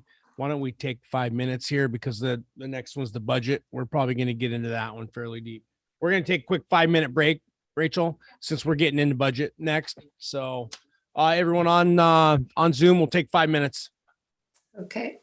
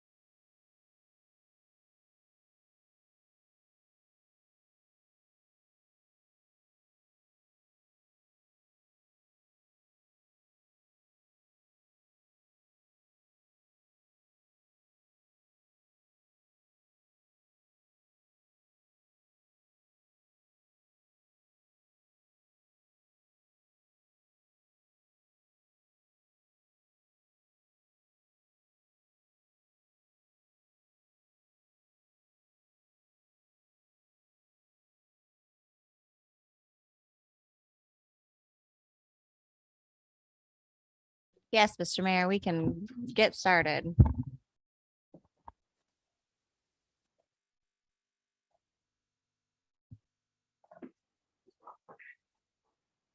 Okay, we're back recording. We're good to go. Okay, we'll go ahead and call the meeting back to order. And we're gonna go into next item up will be item M2. This is the FY23 budget and FY23 fee schedule discussion. City manager will be running with this one and it'll be found on page 20 of your packet. Thank you, Mayor. And I know on the order it shows budget then fee schedule, but I would like the city clerk to walk us through the draft FY23 fee schedule. So then that way council can see when we go to the budget, how it ties into the revenue shown in the budget. So city clerk, take it away. Okay, this can be found on page 62 of your packet. Yes, thank you. And thank you, Mr. Mayor. So starting on page 62 is the draft fee schedule. I would like to point out, first off, that the water and sewer increase that was, there was a consensus from the council, or almost consensus from the council at the last meeting, of a 7.4% increase due to the CPI, has been incorporated into the fee schedule for water and sewer rates, as well as boat harbor, or not, boat haul out, and what was the last one I said? Sorry, look at my notes real quick.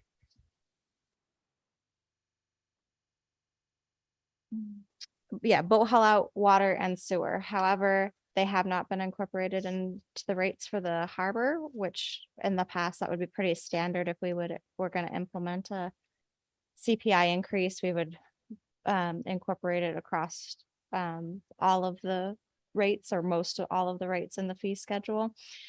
This year, they have not been incorporated yet because of the harbor master's great harbor study presentation that her and Radzi presented about a month ago.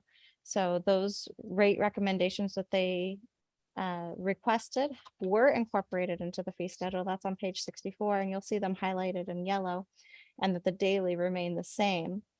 And because of their rate study was to get the harbor to where they needed to be at today with those increases, but it did not take into account the inflation. So on page,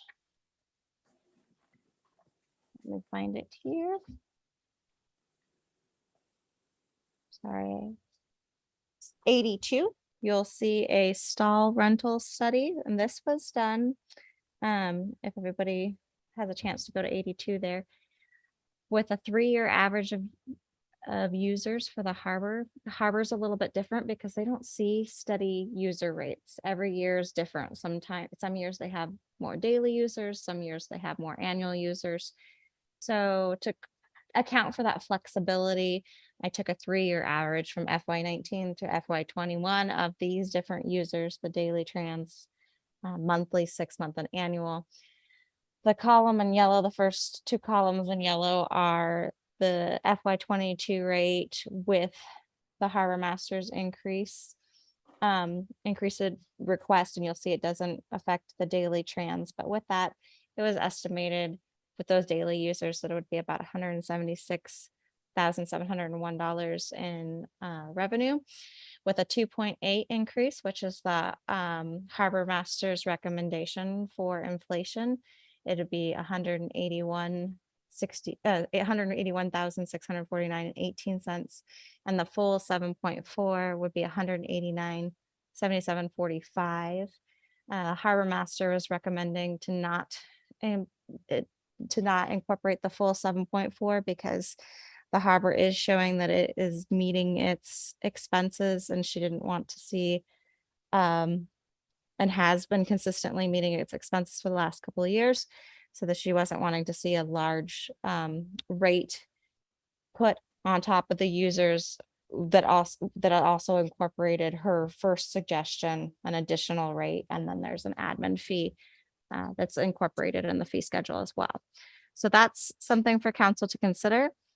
And I can just kind of go through any of the other changes real quick if you want, and then have discussion, or I don't know if you want to have discussion on that first, but the rest of the changes are fairly minor, Mr. Mayor, if you just want me to go through those. Yeah, I think that's fine. Then we can come back to Okay. Q&A. So other changes to the fee schedule include language about first time warnings for boat ramp and water turn on and off violations. You'll see that first language incorporated on page 63, just as the city may issue first time warnings on a case by case basis for services as warranted. In these instances, individuals will still be assessed the regular charge for the service and notice will be provided. This came about because an individual was provided a ramp use without prior notice payment, and requested that they pay just the ramp use fee itself because they weren't aware of it. So the language incorporated allows the city to be able to make that change if it's fault warranted. Other than that, the port fee will increase, but that will not start until, sorry, I have my notes here again. The port fee will increase, but that's not going to go into effect until January 1st, 2023. So that won't be actualized in the budget until 2024. And that's because the users of the commercial vessels that pay the port fee, the harbor and the users both take account for their daily passengers that come off the vessels. And then at the end of the year, at the end of the season, the city bills out. So at the end of August, beginning of September, the city will bill out for what we have accounted for passenger fee, and then often confer with those businesses because there might be a little bit of a variation, but they're pretty close. And then they send a lump sum check normally in September, October for that port fee. So those won't be seen until that increase won't be seen until 2024. Other than that, there's a line item added for damage to the harbor pedestal or the crane pedestals where are at cost. Admin fees, as I mentioned, have been added for the harbor moorage. That'll just be moorage. There's a admin fee per the type of moorage that is, whether it's annual, 6 month, 1 month, or daily. And that's on page 66. And let's see here. We combined the rate for boat launch ramps and barge landings onto the first page for the ease of management. City facility use fees were moved to the page before RV and camping fees, because that just made sense. Garbage and equipment rentals and most of the applications have remained the same, except a firewood permit, a vending permit were added to the fee schedule. A keep replacement fee was added, along with the fact that the city has 3 caskets available for free. So if somebody is buying a cemetery plot and happens to need a casket, we do have that. Police patches were also included in the fee schedule for $5 a piece, and we removed RV dump fees because of where our system is at, and there is another opportunity in town for RV dumping, so we no longer want to be able to provide that service. And that's it for the fee schedule. Okay, Mr. Mayor. thank you, Heidi.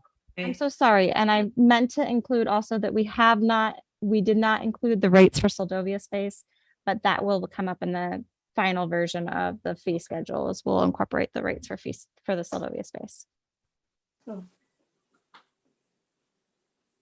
Okay, Mayor, any question? questions, comments on the fee schedule? Mr. Mayor, Yep, go ahead, George. didn't we hash through this, the harbor fee increases? My recollection was we talked this over and we went around the table and everybody was in favor of the middle of the road increase. Is that right or not? Seemed like we've already wrestled with this. Yeah, I think generally that was the discussion we had. So now we're down to the actual numbers is what that equates to. Except on that, going back to page 82 there's a couple things. I think maybe, I don't know where we were at with inflation and all that stuff. I guess I'd have to go back and see what came out of that. I remember generally we were pretty receptive to to a middle of the road increase now. So that, I mean, so there's the harbor rate study that's got the amounts here, and then there's a couple options, the harbor rate study by itself, or included with the 2.8, or included with the 7.4 on the CPI. So I guess that's the discussion we'll have to look at here, see what everybody wants to do now that you can actually see the numbers here and what it means. Right. And so through the mayor, council member Nathan, we did talk about it. The city decided, or we got feedback that going the middle of the road would be best for the rate study, but the rate study didn't factor in inflation. So that was just to bring the rates up to where they need to be compared to other harbors and services. And so now we're trying to look at, should we put in the CPI like we did for water, sewer, and the boat haul out? So you're pitching the 7.4, despite the fact that the harbor master is not in favor of that. Is that So when speaking with the harbor master, she is in support of the 2.8% increase. I did speak with her personally about this, and she did say that the study that was provided to council was prior to the inflation rate being actualized. So that study was just for where the harbor needed to be to compare to other communities in Alaska, and to not increase that daily rate because it was higher, but to also increase the annuals. So she was not in support of necessarily a full 7.4% increase, but did speak in support of a 2.8 because no inflation was accounted for in their study.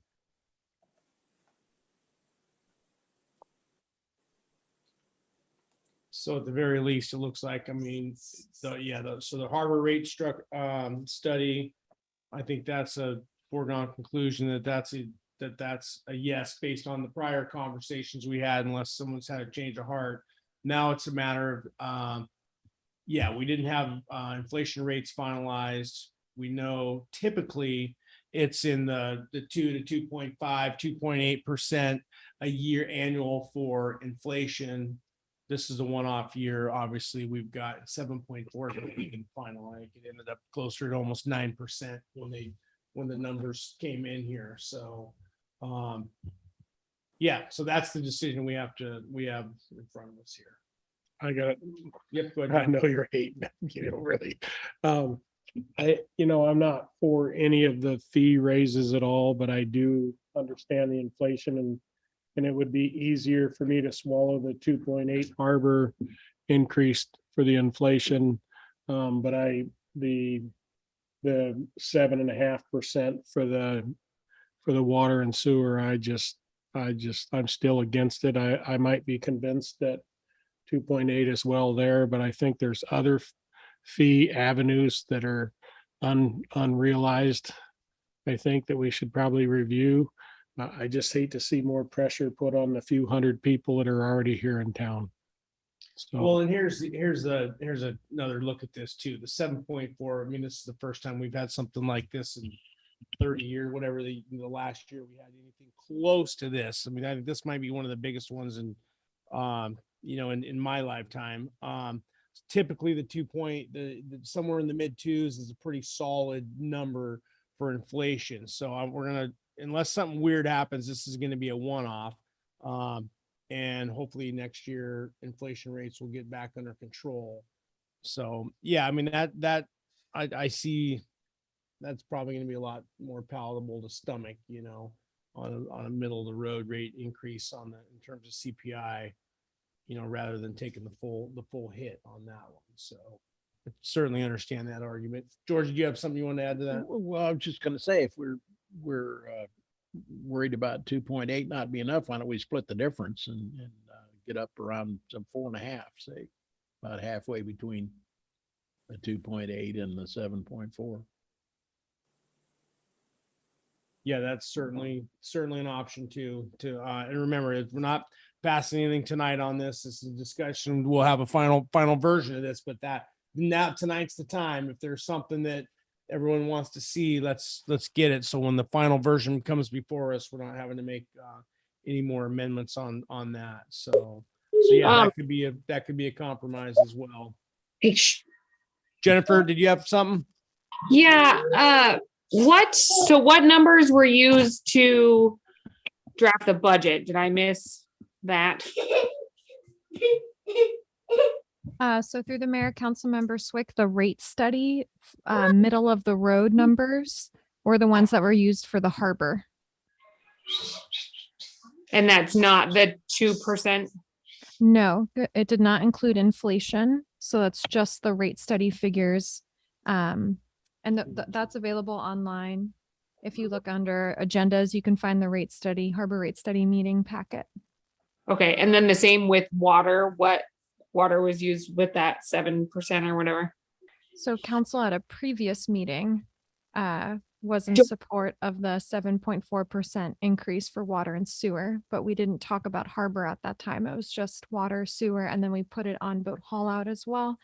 Because usually, as the city clerk said, when you do a CPI adjustment, you apply it across all of those funds, but we hadn't done it for the harbor yet. So that's where we're seeking input. Okay. All right. Thanks. Mr. Mayor, if I may? Yep. Go ahead, Vivian. Yeah, well, I think it's our due diligence and our responsibility to make sure we monitor our rates of our services. And so I would agree with George. I don't think we're going to get the 7.4 to fly, but I also don't think 2.8 is enough. So I would be in support of what Councilman Nathan said, and let's split the difference. That's kind of where I'm at. But I think we need to do something. We can't ignore the fact that we haven't done anything about it. But I realize 7.4 might be pushing it, especially if we do something with the following subject of the flat rate issue of tax. Thank you, Mr. Mayor.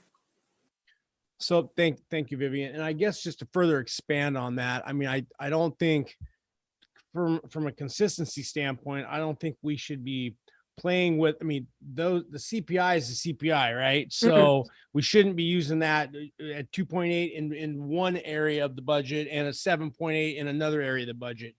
If we're going to make an increase, then we either got to make an increase on its own merits, but the CPI, I think we should just have an agreed to rate that the council agrees to, that what we're going to put on top of it to cover that. And then that's the rate we use across the board.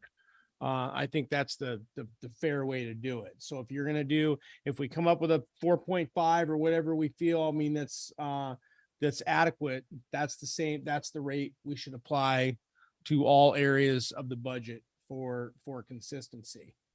I mean, because otherwise we're just kidding ourselves. You can't say that, well, this one only was 2.8 and this one was 7.9. It doesn't mean anything. So I mean, those numbers they're real numbers. And they have a real impact. But yeah, I think it's fair, knowing that it's a one-off year, to meet somewhere in the middle of the road for this year. And then, if something comes up next year, and we can look at it, maybe it goes, because of interest rate hikes or whatever, our economy completely collapses here by the end of this year, and the Fed accomplishes exactly what they want to accomplish and destroying the economy. So maybe that happens. So we'll just have to play it by ear. But yeah, we need to come up with a plan here. Well, the CPI is certainly not 2.8 or whatever they're talking about. It's more like the 7.4 if you come right down to it. I mean, the inflation numbers I hear are around 8%. Yeah, I think climbing. they were pushing almost 8.9 or something. They were pushing. Yeah, absolutely. So 2.8 was the historical rate I think we had used, and I think that's why that was left on here. So if we call it 4.5 somewhere in there, George, to meet in the middle somewhere, I mean, I think that's a fair number to use. And I think I know a number of other cities across the nation have done similar things. They know that's a one-off. They don't want to take the full increase, but they certainly acknowledge that it is not 2.8 this year. So yeah, I mean, we're trying to do what we can do to keep rates low, but at the same time, we have to keep up with what stuff costs. I mean, there's everything that we use to run this town, from cleaning supplies to chlorine to chemicals. It's gone up at least the 7.8 or 8, and realistically, most of it's up probably 15 to 20%. based on what I do for a living and our costs that we're getting. It's just, yeah, I mean, hopefully this doesn't continue much longer, but it's out of control this year and it's all real money. And that's why when we get into expenses, that's why so many of our expenditures were up this year from previous years based on, I mean, if we use the exact same product, you know, 100 grand is now 120 grand in expenses. So just flat out, that's the way it is. Mayor, can I add to that? Yep, you bet. I totally understand being consistent with the CPI. I think the reason why the harbor there's hesitance is because we've already raised the rates by a certain percentage. I'm trying to pull up that rate study right now, but I want to say it was somewhere between 10 to 20%. Just to bring it up to what the harbor rates needed to be. And so that's why there was hesitation in going a full 7.4% on top of that, because you've already done that rate, even though it doesn't account for inflation. Right, but that still left us, I believe, 30% under market value. I mean, which we all acknowledge, that's fine. I mean, we're not a big city harbor, but we still got to be able to repair the floats and keep the lights on down there. So yeah, no, I get what you're saying for sure. All right, well, we got a little discussion back and forth on that. So that food for thought on that. What we want to do with that. Do we want to have that? Do we want to have, I think we can agree that it's not a 2.8 or a 7.4. I think that we want to see in the final version, a 4.5 on this one. That's kind of what I'm hearing here. And that would be across the board, Mr. Mayor, boat haul out, water and sewer, harbor, all 4.5% rate increase from Well, last year. I think that's the right way to do it, you know, and I know that's going to kind of probably throw your numbers for a little bit for a loop on the water and sewer. But we can certainly look at that, but I think that's the most consistent way to be, unless I'm hearing any objection. And if I could include real quick, Mr. Mayor, we did also include language on page 79 that adjustments to water and sewer utility rates are made annually based on the Anchorage Consumer Price Index. And that doesn't necessarily mean that they're always that price index, but you are going to discuss those adjustments based on that CPI. So that language is in there because I know that's been asked before. Yep.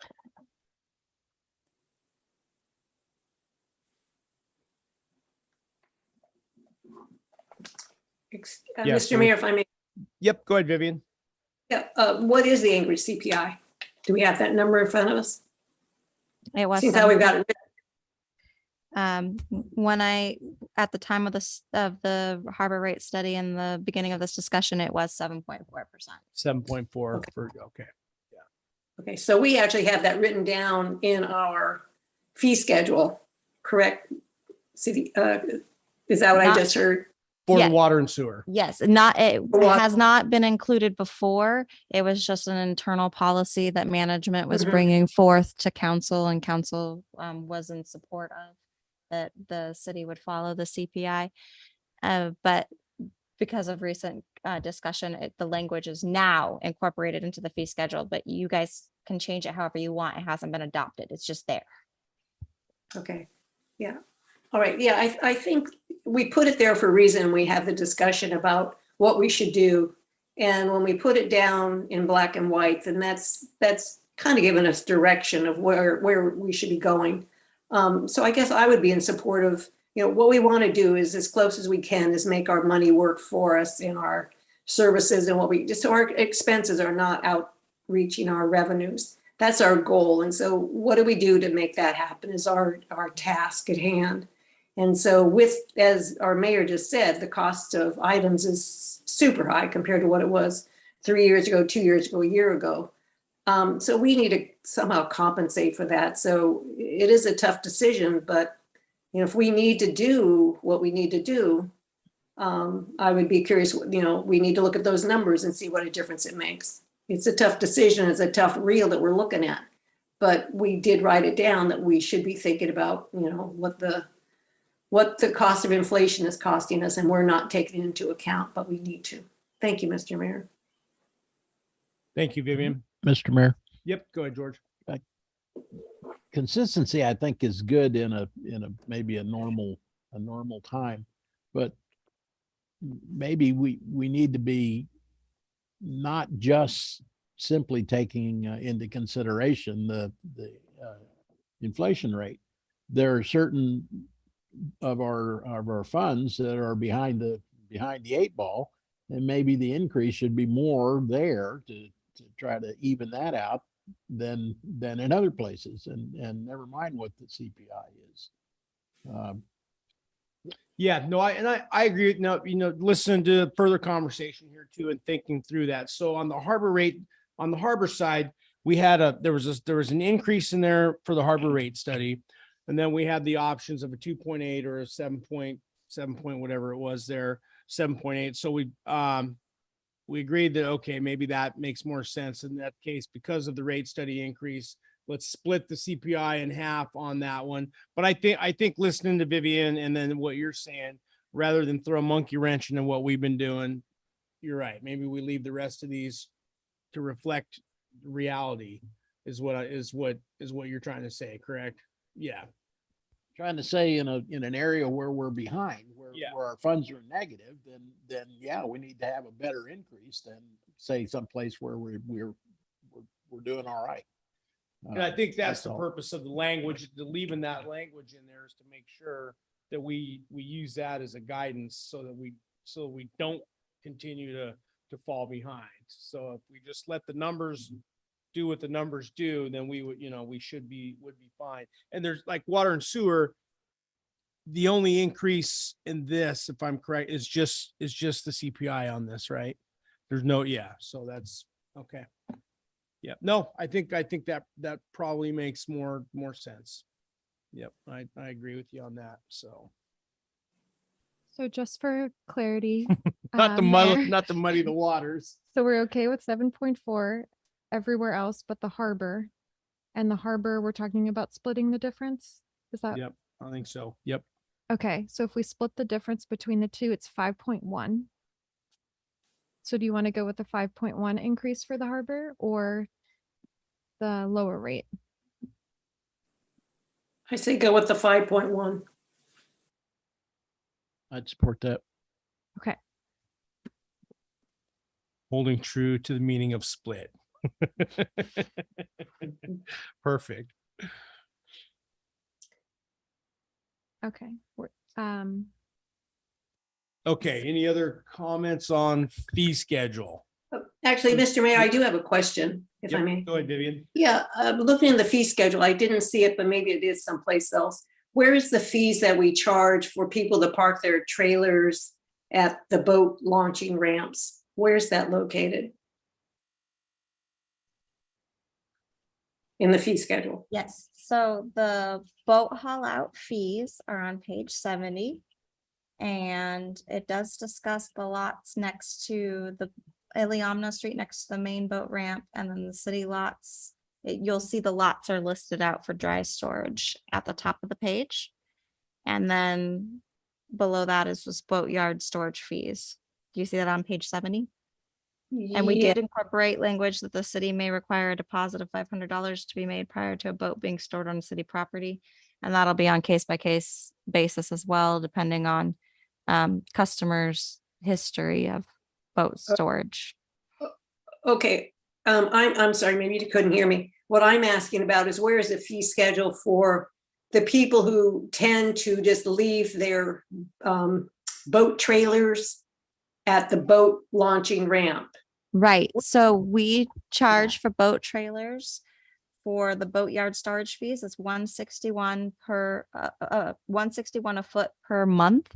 And that includes the ramps, the lots at the ramps. Okay. So there are a few boats that stay long-term at the boat ramps, and they also are charged for that storage, even though they're not in the boatyard. And the language at the top of the page on page 70 does point out those lots, the city lot 1A block 1 on Iliamna Street next to the main boat ramp. And then I believe the other one is city lot 1 block 6. I'll have to double check that, but those lots are both accounted for in the fee schedule, and the rate is the same as whether they're in the boat storage yard or they are by the ramp. Okay, perfect. Thank you. Yeah, Mr. Mayor. Yep, go ahead, Bobby. Yeah, on that note, Heidi, So that's the boat ramp next to the old Main Street Market, correct? Where a lot of those boats and or trailers sit there all summer. We've talked about this before. They're getting charged now, right? They should be. I will double check with the harbor master. Okay, and were we also gonna have signs down there to bring that to people's attention? I know that that's been discussed. We were gonna have further discussion on the parking, but in seeing it here in the fee schedule and based on this conversation, I think that if that's the consensus of the council, I can pursue signs. We did just install signs on the boat ramps themselves and are in a process of securing quotes for signage for not the parking fee yet, because we haven't had that discussion yet, but for the parking limitations for the harbor. So I will add signage in for the both lots by the boat ramps Yeah, to that just- border. for Just to let this. people know that, they are gonna be charged if they have their trailers or their boats there. Great, yeah, we can So, add that to the quote. okay, alrighty, thank you. I have some input on this $500 deposit. I feel like you're asking for trouble picking and choosing who's gonna put down $500 to go be in the yard. I get the idea of not wanting people dumping their things, but what's $500 if they plan to just leave it and walk away? It's cheap. I don't know how you deter people from doing that, but I don't feel like this is the solution. And I don't really like the idea of a deposit for everybody, especially $500 is a lot since storage a month is pretty cheap. Just my thoughts there on that addition. So I think the key word here is the use of the word may in there. I mean, that gives you guys the latitude to charge a deposit or not, correct? And then Correct. And just for the other council members, what Councilmember Swick is talking about is also on page 70, the number 5, the city may require deposit of $500 to be made prior to a boat being stored on city property. And Councilmember Swick and I had a chance to talk about this. So another way the city could address it is that, if you don't pay, I know we have a standard of late fee of $35, but because the boat storage yard has been a frequent place of people leaving their derelict vessels, and then the city has to pay those disposal costs, and it costs thousands of dollars. We're trying to regulate that behavior. So the city, instead of having a deposit, could say that if you're late, you get a warning, and then charge a higher fee than $35 to ensure people are paying. So that's another way that you could address that addition to the fee schedule. But just as the mayor said, it's not for everybody. It's just may require it, and it would be based on, has that customer come to the storage yard before and left a derelict vessel, or has been historically late on making payments, just to try and help protect the city. But I agree with Councilmember Swick. It's hard to know the best way to manage it. So that was just an idea for the council's consideration. well, I think by leaving, I mean, that's in bold. Is that brand new? Yeah. Okay, so then, yeah, I don't. So I guess, Jennifer, to understand, are you saying as the language reads, the city may require a deposit of $500 to be made prior to a boat. I know you'd want to see more in some cases and less than others. So do you have any other language in mind, or does that cover it? I just feel like you're going to get a lot of complaints saying, hey, my friend put his boat in here and didn't have to put this deposit down. Why are you making me?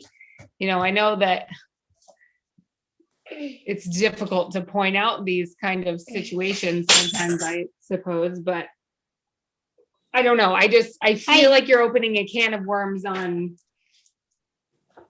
I don't know, judging people for their past. I don't know. I don't know. If you got an ugly boat, you get charged 500 because you might leave it in there. It's a good looking boat.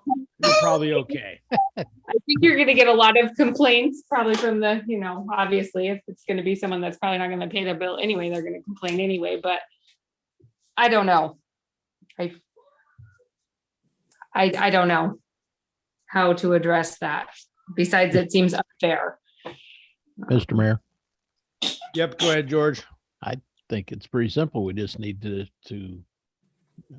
delineate some things that happen that cause you to have to pay the $500 deposit. For example, the boat's been there for months and a certain period of time, and we haven't gotten a bill. We're gonna do something to get you to pay, and then we're gonna ask you to put up a $500 deposit if you want to continue to be in the boatyard. Whatever the pre-existing conditions have to be, we just have to delineate that. That's all. Right. And I think this is where the judgment call comes in, right? We're not talking skiffs and stuff like that. We're not worried about little stuff like that. But if someone wants to bring an old scow from 1942 here and put it in our boatyard, and there's a good chance they're going to walk away and leave it, well, there needs to be a big discussion on that. And that's not going to be a standard mortgage agreement. Because that's the real deal, right? And we might be setting ourselves. So, in that case, even a $500 deposit is going to be cheap on that, on that end. Like Jen's saying, I get it. You're not going to be able to address all situations, but yeah, this $500, we're not interested in harassing the little guys that are, doing that. But if you've got a history of not paying your bill on time, and you're coming back this year, it might cost you $500 deposit if you want to, be here for the summer or something. So. Mr. Mayor. Oh, sorry. Yep. Go ahead, Jennifer, and then we'll get back. Well, can we just flat out deny someone if they come and say, hey, I'm gonna bring my boat over and store it for the winter? Can we just say no? How does that work? That's a good question. The city of Seward dealt with this.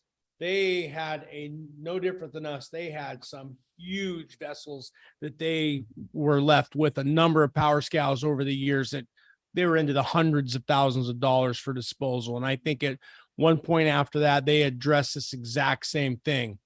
And just basically saying, if they had a bad feeling, saying no. Now you'd have to have some follow-up. I know Layla's on the line here, but I think we'd have to reach out to some other municipalities around the state that have harbors and have addressed this exact same issue before, and what they are now doing to combat this exact problem. So, yep, go ahead. Me first. Hold tight. Harmony, go ahead. Sorry. Sorry, I didn't realize she was there. Can we include language like the water fee schedule? It says if after so long you maintain, if after 3 or 6 months you're paying your monthly, you get your 500 back. Can we include language like that? Absolutely. Yeah, That's a that's- great idea. So it could be that you pay the $500 deposit, and then after the same amount of time for water and sewer, you can get it back for sure. That's a great idea. Yeah, that's what I was just about to That's say. where I Call was it- don't going. call it a Yeah, deposit, I know. call it a Same thing bond. the phone companies do. HCA does that $1,000 and give it back to you in a year. So again, I don't think you're trying to get, skiffs and stuff like this, but anything that's of substantial size, I think you have to do that. So. You could make that X dollars a foot. Sure. And then the guys that have got some great big monstrosity are gonna have to put up more and so forth. Yeah, so we can either expand on that language, or I think generally there's support. Mayor Campbell, Yep. the big question I had was whether that could be limited to residents and seasonal residents. That deposit, for example, somebody's coming over here purely because the rates are cheaper here than in Homer, then we end up with a boat dumped on us. I don't know. I'm just wondering if it can be. I would be against excluding people. I mean, we want to bring business to us. There used to be a lot of people that would come across here because it was more feasible for them to do work here. And a lot of that has gone away as our services have gone away and our prices have come up. You know, I'm in favor of people building on our dry dock, you know, like that lot that we were considering putting up for sale downtown.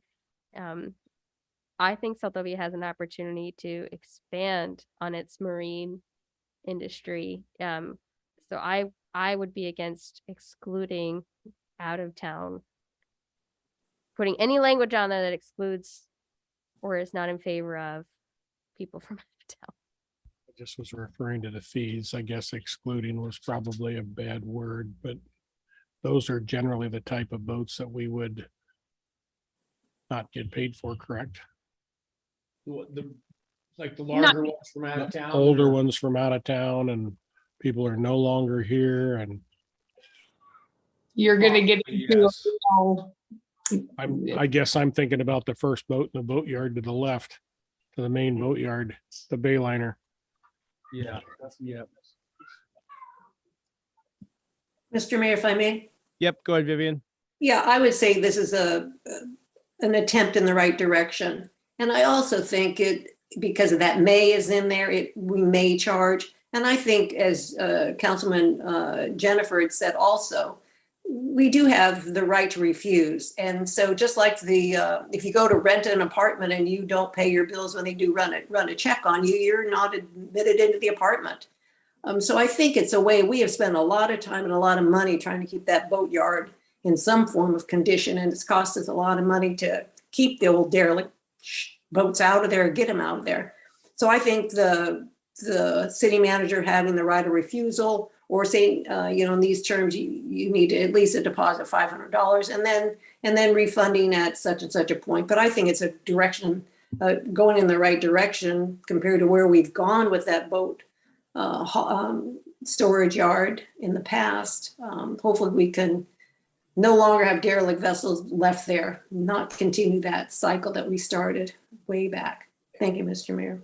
Thank you, Vivian. And so to expand on that just real quick, so we don't beat this up too much, but maybe the whole key is to get rid of the $500 amount. And then and we'll have to think through this, as you're going forward, but that's the thing. $500 is nothing for, some of these larger boats that have come in and been left for derelict, right? Maybe if you that's going to happen, or someone's tipped you or something, then you need to have a better tool than that. But if it's something small and it's a couple $100 or whatever, it needs to be, the crime's got to fit the punishment, right? The punishment's got to fit the crime. So you guys need some latitude to be able to do what you need to do. And I guess a lot of that would fall back on Layla to help and administer that. So just the city may require a deposit to be made prior to a boat being stored on city property. There's no law that says you have to have that amount in writing. If you want to do 250 or you want to do 10,000, if it's something, that's up to you. I don't think you need to be microed by us to tell you, how to manage that, but you need the tool in your toolbox to be able to do that. So does that seem reasonable? So for like everyone? a per square foot Okay. fee that they would incur, that the city would set for itself, is what you're saying? Something like that? I'm sorry, I can't. That mask is hard to hear through. My kids are super sick and I woke up feeling like I might get it. All so I'm right. trying to be polite. Just wondering, so what you're suggesting is that the staff eliminates this number here going forward with vessels that are in good standing, will continue status quo, but perhaps, if somebody comes along and is wanting to store their boat, that they would perhaps put together some sort of fee schedule based off a square foot. If it's, you're saying a 10,000 square foot vehicle or vessel, like in Yeah, and Seward. that's the thing. Don't overcomplicate it, right? Just Make it simple, keep it in-house. Yeah, and then you guys We support you have doing it. If it's something that's the owner feels is egregious, then let him write a letter to the city council and appeal it. You know what I mean? If it's something that's egregious, appeal it, and we talk about it. But you guys have to do your thing. We're not going to micromanage this. So Okay. Were there any other questions on the fee schedule amendments? Everything that was amended is bold underlined, and then strike through was eliminated because it was either consolidated or changed. So if there's nothing else on the fee schedule, we can hop into the budget. I have one more small complaint, I guess. Another complaint, Jennifer? Go ahead. Whatever the dollar a page to scan documents seems a little ridiculous. I don't know why it is so much. I don't know if that's to deter people from using it. But Where's that? What page is that on? I don't know. 76. There's two different ones. I don't know, one just the electronic transmission, electronic something or another, and they're $1 a page, and it's only 50 cents to copy. I don't know why copying is cheaper. But I mean, I have my scanner only scans 1 page at a time. So if I have a 20-page document, I'd rather not scan it 1 page at a time, but I don't really want to pay $20 to scan it onto a PDF. It takes a minute. I think my wife's used your services a couple times as well. Right, and it does take time, it all takes Yeah. staff time and services. Normally when we're scanning, we're not just scanning them to our system, we're scanning them to emails, we're scanning them to thumb drives, we're scanning them to different locations. But really the main reason I believe this is in here is because per the and I wasn't around when this fee was incorporated, but I would guess that it has something to do with the public records request and the fact that if somebody requests staff to send an email, electronic transmission of documents from the city, we are required to do so by state. And the state of Alaska, one of the only states still, allows us to charge for our time and for our resources. So if that fee is in this fee schedule, that electronic transmission is $1 a page, then if there's a public records request, no matter how small or how large, we can charge $1 a page to scan those documents and give it back to the requester. However, if it's already scanned, it's free. And If- also, if we you're already have it, it's charging free. for a public records request, so I disagree with this charge if that's your logic. I'm sorry, what was that? You're already charged for public records request, the actual and in staff time. So if your logic for an electric submission PDF document, if So- that's your logic, I disagree with it. So we don't typically charge for a public records request. State law says anything over 5 hours. So anything under 5 hours of staff time is free. What we charge for is copies, electronic scanning, because that takes time to scan things, CDs, things that we're actually doing and providing. That's what those costs are. That's why it's accounted for in there. Otherwise, it's free and we do nothing. And we're just scanning and scanning. If it's already scanned, it's free because the work's done. We send it off. So the bottom line is we all need to upgrade our printers then if we're going to complain about I'll this say. fee. I think the city's got to cover their costs on this. So, Mr. Mayor, yes. I think these fees are just fine. If anybody has that much stuff to scan or fax, then buy your own machine.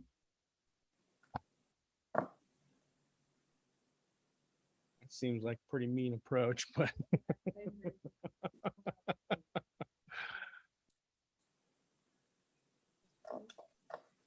all right. Well, yeah, we've got a lot of dollars to talk about here. So, all right, duly noted on that, on the copies and the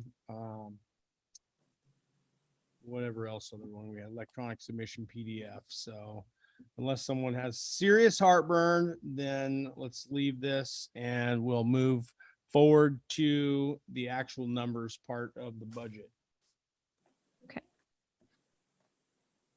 We do We'll what? actually take a break, and I have to run home. My kids need to be picked up, so I actually have to finish this meeting at home. Okay, So you gonna just give go, me 5 minutes to get.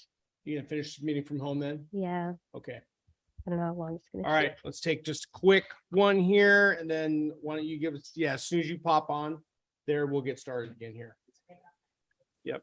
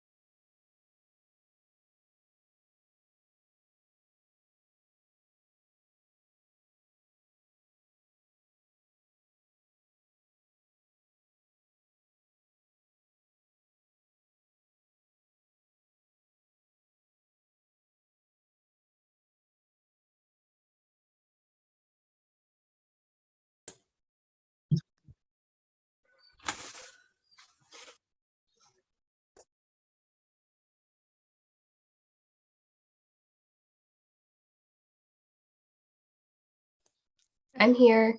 You can resume.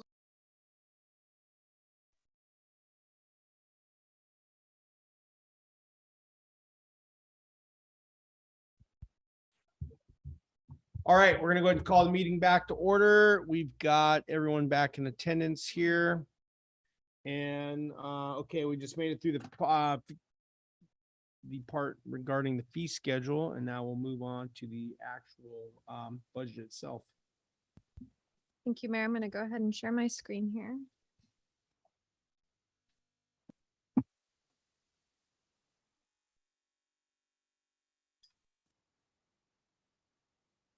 All right, so we're going to start on page 20 of the packet. And I've had a chance to meet with most council members to go over the information, but I'll still give a brief overview. This document before you it's proposed for FY 2023. However, it also amends the FY 22 budget one last time based on the most recent finance report, as well as recommendations from the finance officer and meetings with staff. So the document's going to do two things: give additional budgetary authority for FY 22, as well as set the budget for FY 23. The FY 23 and 22 budgets take into account the sales tax increase as a result of the ballot proposition for the grader. So that's factored into the sales tax revenue. Moving down, we have a new revenue source as a result of Chief Hawkins following up with AMCO at the state in order to get the alcohol shared revenue. So as a result of us doing reporting and submitting that information, I believe for statistical data for the state, we'll be able to get this new revenue source. So thank you, Chief Hawkins, for that. We also are showing in the budget, and this is under intergovernmental revenue. The city is receiving ARPA funding. We received ARPA funding this year for a little over 33,000, and we're receiving the second tranche during FY 23. And so this budget proposes using that as revenue replacement. And I'm just going over highlights here, things that are different in this budget. We also have a land sale budgeted for FY 23. So this is in here at $50,000. If the city did authorize and had a successful land sale, the revenue would be higher than 50,000. That was just a very conservative low end revenue estimate. So council could see how that would impact the budget in terms of revenue. And then also you see in here city surplus sale. So we're going to have a surplus sale, hopefully mid-June. Council will pass a resolution authorizing it at a future meeting, and then we'll have the sale in June. So that's brought in for FY 22 revenue. So all in all, you can see that for FY 23, we're predicting a very high amount of revenue coming in for the general fund compared to the prior fiscal years. Another big thing to celebrate, and I know council is made aware of this, but our public safety contract with the state doubled. So that's another big change that happened. The state has agreed to contribute 40,000 as opposed to 20,000 starting in FY 23. So that was a great partnership and success between the city and DPS. This page, this bottom part of the page shows what departments make up the general fund, the percentage for the FY 23 budget those departments will cost, as well as a comparison of FY 20, 21, 22, and 23 next to each other. So you can see how the expenses compare to the revenues. And towards the bottom here, and I know the font is really tiny, so let me see if I can zoom in here.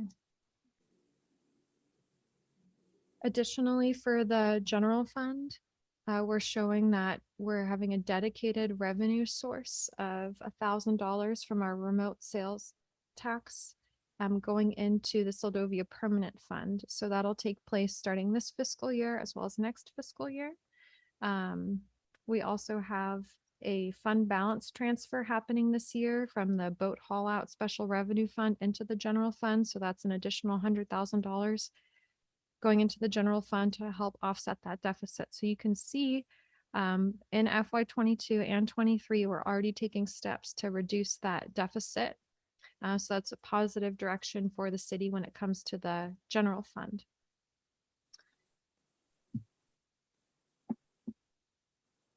In all of the department sheets, I tried to put as much information and notes as possible for how we got to certain numbers or figures. When it comes to property tax and sales tax, I would encourage the council to look at pages 84 through 86 in your packet, and I'll pull them up here just to show you for reference. Page 84 is a estimation that was put together by the borough and trying to decide how much revenue the 2% sales tax increase for the second and third quarter would bring in for the road grader. So that's where our estimations for FY22 and 23 came from, as using the information on here. Page 85 is also another, this was provided from the borough last year in August, but this was another way of looking at income from taxable sales for Seldovia. And then page 86 in your packet, just for reference, shows real property tax analysis and kind of demonstrates the point that, you know, while in FY, for example, if you look at tax year 2015, we levied a $177,000 real property tax revenue, but we didn't receive that full amount in that year that it was levied. We received close to it, but not all of it, which is why when we consider what to put in for the budget for real property tax, we don't put in the full amount because there's a chance that we won't get it. So like, for example, 2017, we didn't get almost $10,000 worth. So that gives more information for historic property tax, real property tax information. And then on the bottom of that page shows personal property tax information based on the preliminary information that the borough provided on April 11th for how much that flat tax will bring in, personal property tax revenue will bring in. So going back to the budget.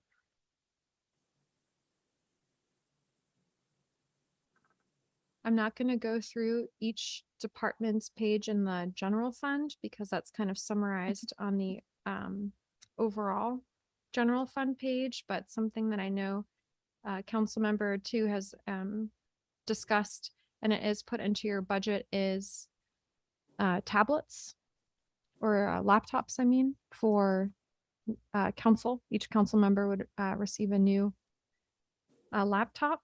And I believe that's budgeted under equipment purchases. I want to say it's somewhere between $1,600 and $1,700 for each council member to receive a new laptop. So that's something that if council doesn't want to do that next year, we can adjust that out of your budget. And also for council, let's see. Sorry, I thought I was on the council page, but it looks like I have SPD up. Okay, so here's council. Another thing that this budget has that last year didn't was I had the chance to go to the AML conference, as did the city clerk. And so in lieu of me attending this year, I think it would be great to have a council member or a mayor or the mayor attend instead. So that can be something where council decides who gets to represent the city at the Alaska Municipal League. And if we're in a better financial standing, it would be great to go as well. But that's something that's also considered or factored into your budget. And also another thing to point out is this budget does not recommend any cuts. There's no cuts that have been made, but that's still up for discussion. So council, based on the information, you can say, you know, you want to look at what a reduction in service would look like here, or how can we change projects or work orders or personnel. So if there's feedback on how to do that, how you would like to see that done, please let me know. So that was the general fund. And now I'm going to pull up the special revenue funds.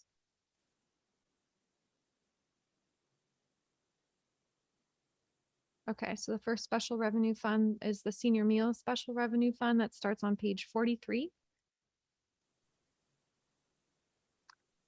FY22 will look different compared to FY23 for both expenses and revenue because we received ARPA funds, additional ARPA funds this year a little over $8,000. And so we're going to put that towards making improvements to the senior meals kitchen. But that's why when you look at expenses, that sets these numbers differently, as we're budgeting an additional $8,000 in expense, when had we not had that in place, our figures would align more with what you see traditionally for senior meals. And then we are predicting a deficit for the senior meal special revenue fund starting in FY23, where our revenues will not cover our expenses. So grant funds can't fund the entire senior meals program because we have to have a cost match from the city.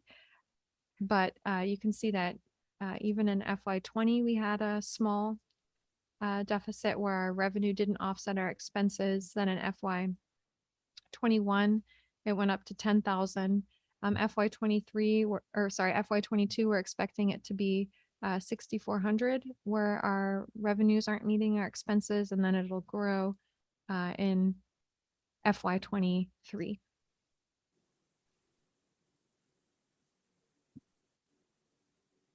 So that's our senior meal special revenue fund. And I put on each of the funds a target, a fund balance target. That's the 2 months. We want to have 2 months worth of revenue in our ending fund balance. And so the senior meals special revenue fund would not meet that fund balance target.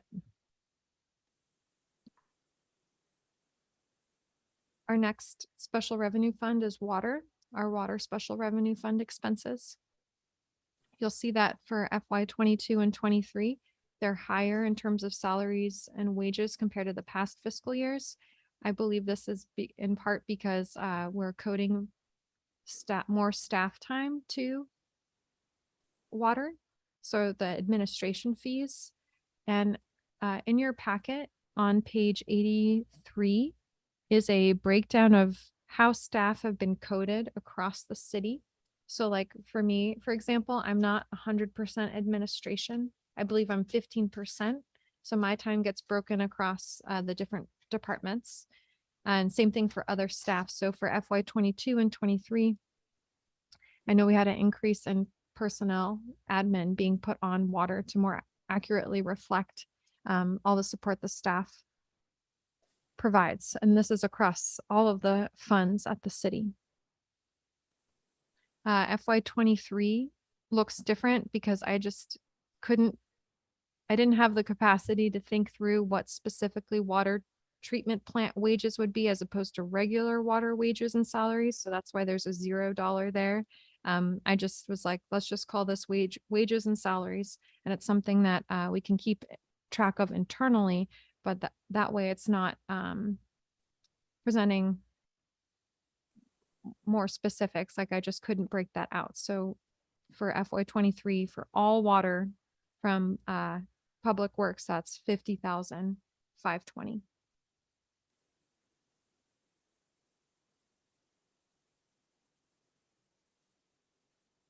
So something that we didn't have in place prior to FY22 that we have put in place this year and next year is Aleut ARS will be sending us our sampling kits because we've been falling behind in our sampling regimen at the city. And so they're kind of a pseudo, to use the word babysitter, where they just watch our sampling schedule and they send us a cooler with the sampling kits. So we get the cooler in the mail, and it's just like this nice reminder of, okay, we have the sampling to do. So they're part of contract services and leases, as well as contract monitoring and testing for the water treatment plant.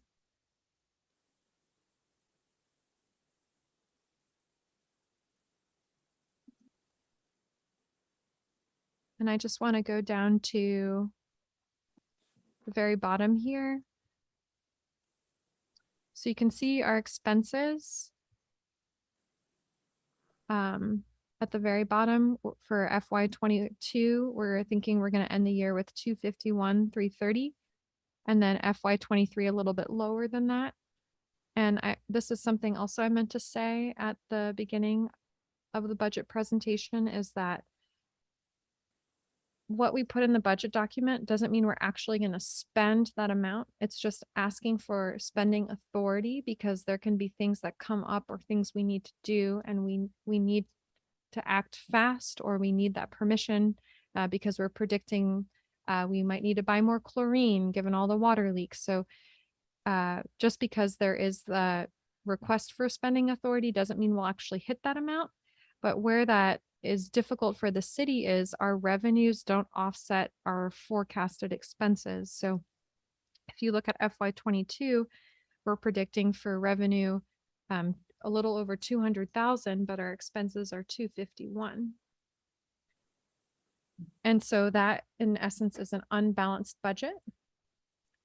And I think that since the council is working on getting us on a balanced track, and as stated that you guys don't want the response to happen quickly, we can pass this budget. If council wants to, we can pass this budget as is and acknowledge in the ordinance adopting the budget that we know it's not a balanced budget as code requires, but we're working towards getting more and more balanced each and every year.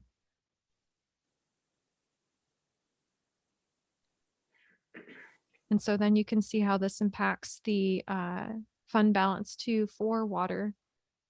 You know, it's grown from FY20 to FY21, but then you see due to expenses exceeding revenues, that fund balance diminishing, and then diminishing a little bit again in FY23.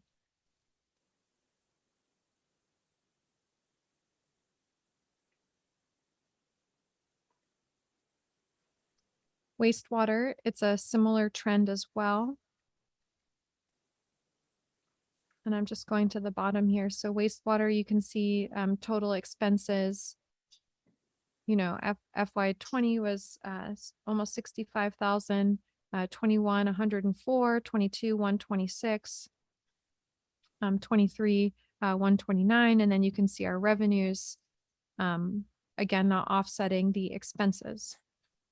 And something that I've done with water and sewer in terms of budgeting is major expenses, splitting them. So a piece of equipment, for example, it's not just used for sewer, it's also used for water, and it's used for public works. So expenses associated with that piece of equipment, you could say, well, it's fair to split that in three. So another example of this is if you look at our wastewater budget, we have water treatment replacement parts as a capital project listed in there for under wastewater. And that's because you can't have sewer without water, but council could make the decision that they don't want water treatment plant parts to be borne on wastewater and not to split it 50-50. You can say that you want that expense to then be applied to the water treatment plant, but that's just to show you the philosophy between how these two departments or funds are connected. And like last year, the special revenue funds are helping with insurance costs, the general liability insurance costs, as well as auditing fees.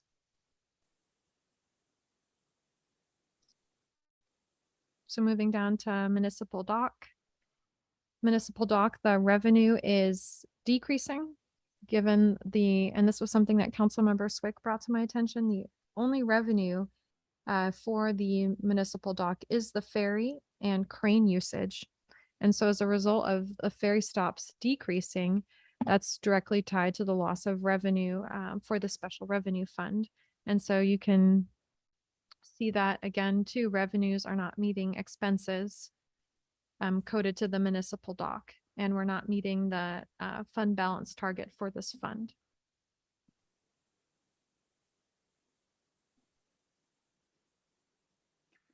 So that's the municipal dock. Seldovia Small Boat Harbor. Council has done a lot of work with staff on this special revenue fund. And great news. So while FY22, we are predicting, and let me get to this bottom part here. We are predicting there could be a slight deficit in the fund this year. We're anticipating that next year, as a result of the rate changes, and this is where that inflation will help too, the deficit will shrink. So right now we're showing that the deficit in FY22, the end of this year, we're going to have a fund balance of minus 100,000 basically. And in FY23, we're predicting that to be minus 61,000. So we're on a good trajectory with the harbor. And something that the budget also shows this year is that Jackaloff Bay Dock deferred revenue funds. So that's on page 56 in your budget. And so this just shows that, you know, the audited ending fund balance of that fund, how that revenue is being used. So for example, if you look at FY22, it shows 10,000 of that Jackaloff Bay Dock deferred revenues being used, making the new balance of that account 146,235. And if you scroll up to the budget, you'll see that right here, Jackaloff Bay Dock deferred revenue, $10,000. That's revenue being coded to the harbor. And then up here, expenses, Jackaloff Bay Dock repair maintenance, $10,000 expense. So I'm hoping that this budget document shows where that deferred revenue for Jackaloff Bay Dock is at, and also helps council and staff and the public understand how Jackaloff Bay Dock deferred revenue is connected to the city through the harbor.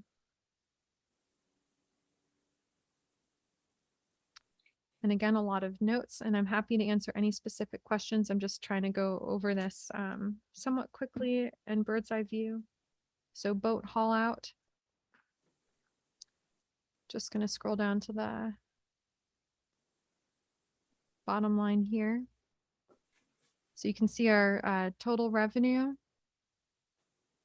and our revenues to expenses. So we're showing for FY22, this fund will lose a little over 17,000, but it still has a very substantial fund balance. And then we're transferring out that $100,000 into the general fund.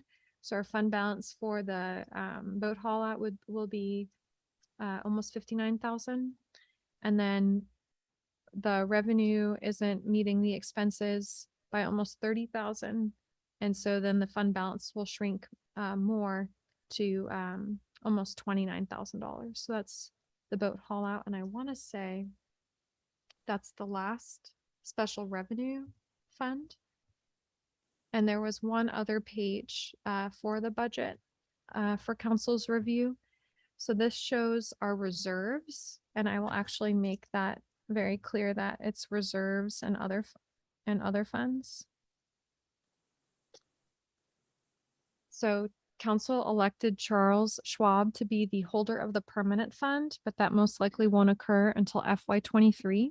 So that's why if you look here, currently there's nothing for the permanent fund being held by Charles Schwab, but then in FY23, we're going to transfer 500,000 plus $500 dedicated revenue from the remote seller sales tax. And that'll be in that account. Because council hasn't met with APCM and set the targets for interest, I didn't include that interest revenue in here, but of course the budget will change once APCM advises council and council selects an investment strategy. So that investment income will be reflected sometime, just not at the adoption of the budget because we haven't had those meetings yet. And then you'll see these are all the funds we currently have at AMLIP. An AMLIP plus one more, which is an account we're going to set up to hold the 2% sales tax revenue for the road grader. And so these two columns here show you what we're anticipating the end of that fiscal year having. So for now, the Seldovia Permanent Fund and AMLIP, we're predicting 542.21. Major maintenance and repair, we're at 217.487. That's because remote seller sales tax has been added to that fund when it should have been going into the general fund. So that's why it's a smaller amount than what council initially identified through a resolution earlier this year. We have our ARPA funds minus an assumption of, I think, $3,500 being used by CRW by June 30th of this year. So that's why that's not that full $33,000 amount.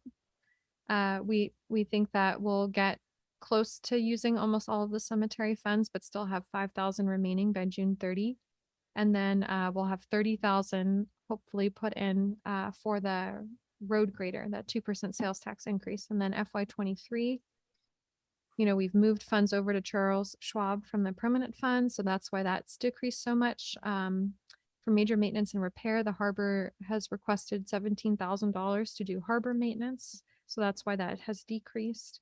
ARPA, we've used the second tranche to help balance the FY23 budget as revenue replacement. And then that's going to be the remaining left over once CRW finishes their contract. So we'll have that much left over in ARPA. And then after making the first payment on the road grader, this is how much we're anticipating is going to be left over in that account for the road grader June 30 of 2023. I tried to explain that in notes, and I noticed that the Excel spreadsheet cut some of them off, so that'll be fixed in the actual budget document. But that's a very brief overview of our major special revenue funds, as well as our reserves. And I'm happy to answer any questions from the council. Thank you, Rachel. You bet. Everybody should be pretty well glazed over by now. Mr. Mayor, if I may ask. Yep, you bet, Vivian. Yeah, glazed over is a good word for it. I guess what outstanding budget layout, and I guess my question is for those accounts that are in the deficit, what is our plan to do for them internally? Is there something that can be done internally that you see from your end, City Manager Rachel? Or do we need to increase revenues? For instance, the senior meals, which I'm disappointed that it's in the not doing as well, or at least zeroing out. But the other accounts that are also having a little bit of a hard time internally, what are your ideas for that? So through the mayor, Councilmember Rojas, that's a great question. Ideally, a special revenue fund, which is like an enterprise fund, should be self-sustaining. And so when it comes to water and sewer, I know that we look at our rates and then we adjust for CPI. But another way that a municipality can evaluate the rates is to say, well, these are my expenses. These are how many customers we have providing the service to. Subtract what we think the city uses in terms of water and try to come up with a rate that actually reflects expenses plus sets money aside for reserves.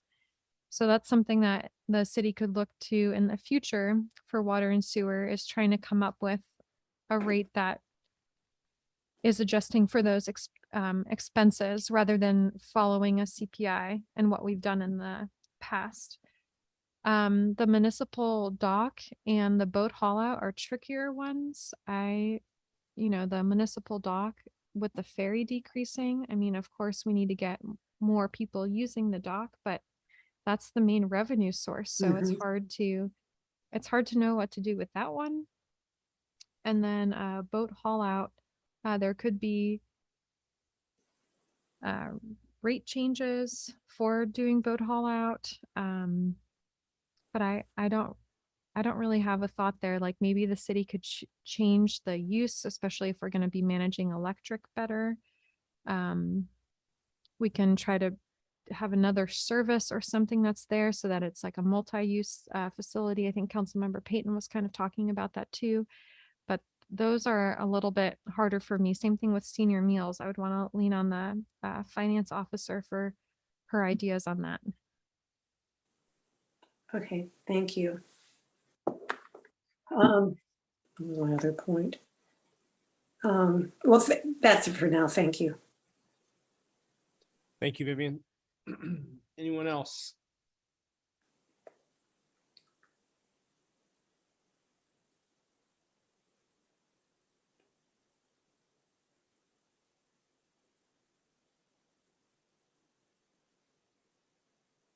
Okay, let's go ahead and see if we have anyone from the public that wishes to comment on the proposed budget.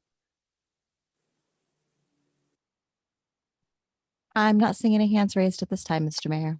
Okay, thank you. Okay, we'll go ahead and bring it back to council. So our plan here, we've got this draft, and then we have a meeting on the 16th, I believe. Correct, but in the manager's report, we're gonna see if we can bump that to the 17th because the 16th is graduation day. Oh, gotcha. Yep, okay.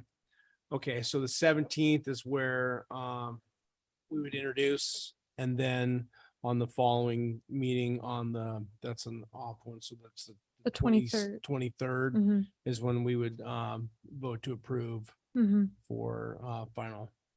Okay.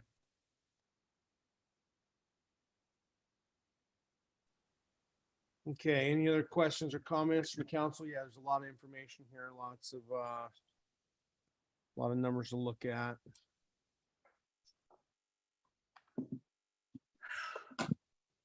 I hate to even open the door, but Mayor Campbell, Yep, go ahead, John. on the on page 20 of the laydown, the general fund proposed budget, multi-purpose building, 42,000 in expenses. I'd love to see a breakdown of that, and I guess where I'm going is, the combination of the two offices and where we might be able to save. I know it's small chump change, but I was kind of curious about that. You bet, through the mayor, Councilmember Kennedy on page, let's see.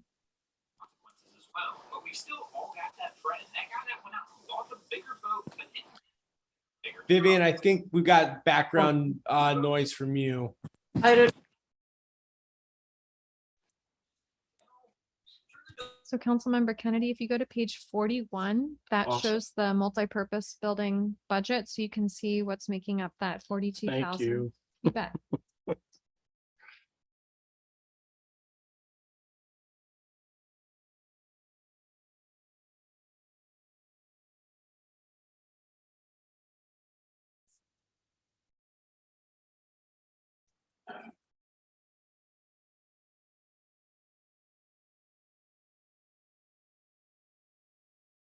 And on that note, we try to do our best to think through like increasing fuel prices, increasing heating fuel. So that's why there's increases in those line items, is because Yeah, it's, no, I get it. and Seldovia doesn't have yet a way of kind of estimating our price per gallon specifically per each vehicle and coming up with that for the next fiscal year. But that's something as a goal that we have for Public Works as a future goal, is coming up with a tool like that, because it'd be really helpful to say on average, the road grader uses X amount of gallons, and we can probably pull that data from Fuel and Lube. But to have that readily available, so then we can say, we think that the price per gallon on average is going to be X dollars. So, but so for now, it's kind of just like, all right, increase it because we know it's going to be higher, but we don't really have that tool to give us an even better projection. So that's a goal for us in the future with those utilities.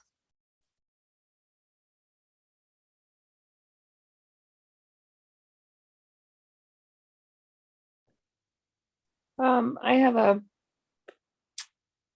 question about water. Yep, go ahead, Jennifer. The remote operator, whatever happened with that idea? Yes, thank you so much, Councilmember Swick, for bringing that up. That is factored into this budget under, that would be, let me see.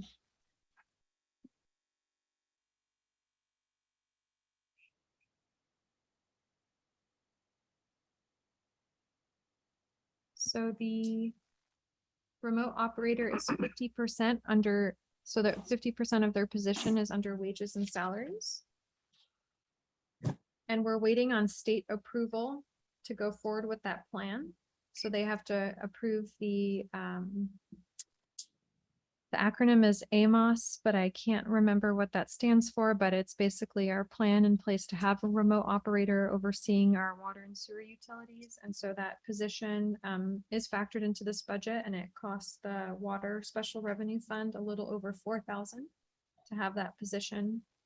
And then sewer a little over 4,000. And that's the entire cost of the position is $8,074. Okay, and that helps, does that help alleviate some of Jordan's time up there? It does not. Having a remote operator, having a remote operator that meets the certifications required by the state to operate our utility system means that we then can meet the full points possible for our best practices score. So we're trying to improve our best practices score because right now I believe it's a 55 and we need it to be at least a 60, if not a 65.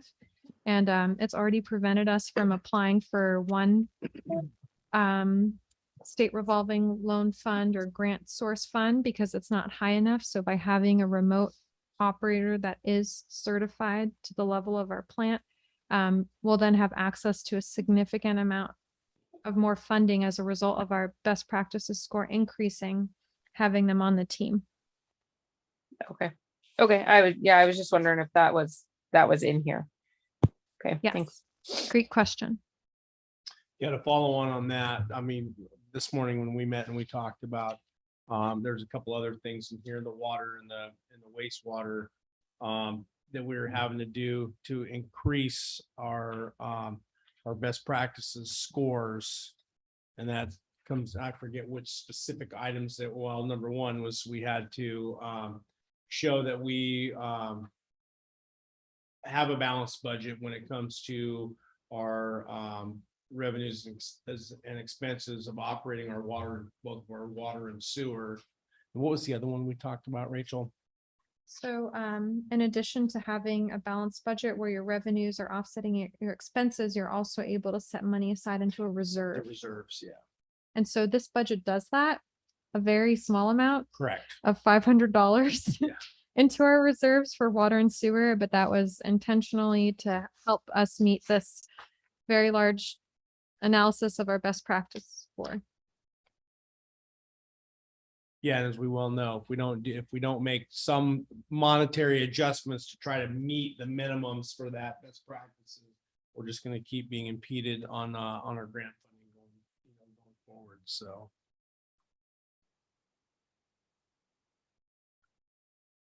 Okay, any other thoughts, questions, comments on the budget?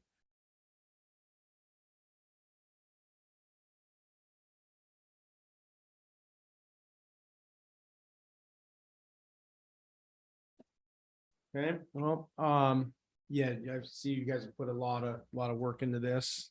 We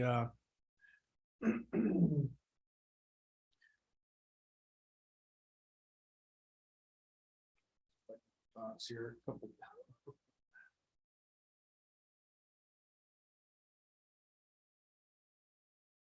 Yeah, we don't have a lot of options, as you mentioned. There are not a lot of straight out cuts. We've talked about personnel, trying to maintain the small staff that we do have across the board here.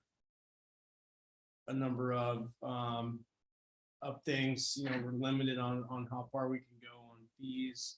Obviously, we're trying to run things as efficiently as we can.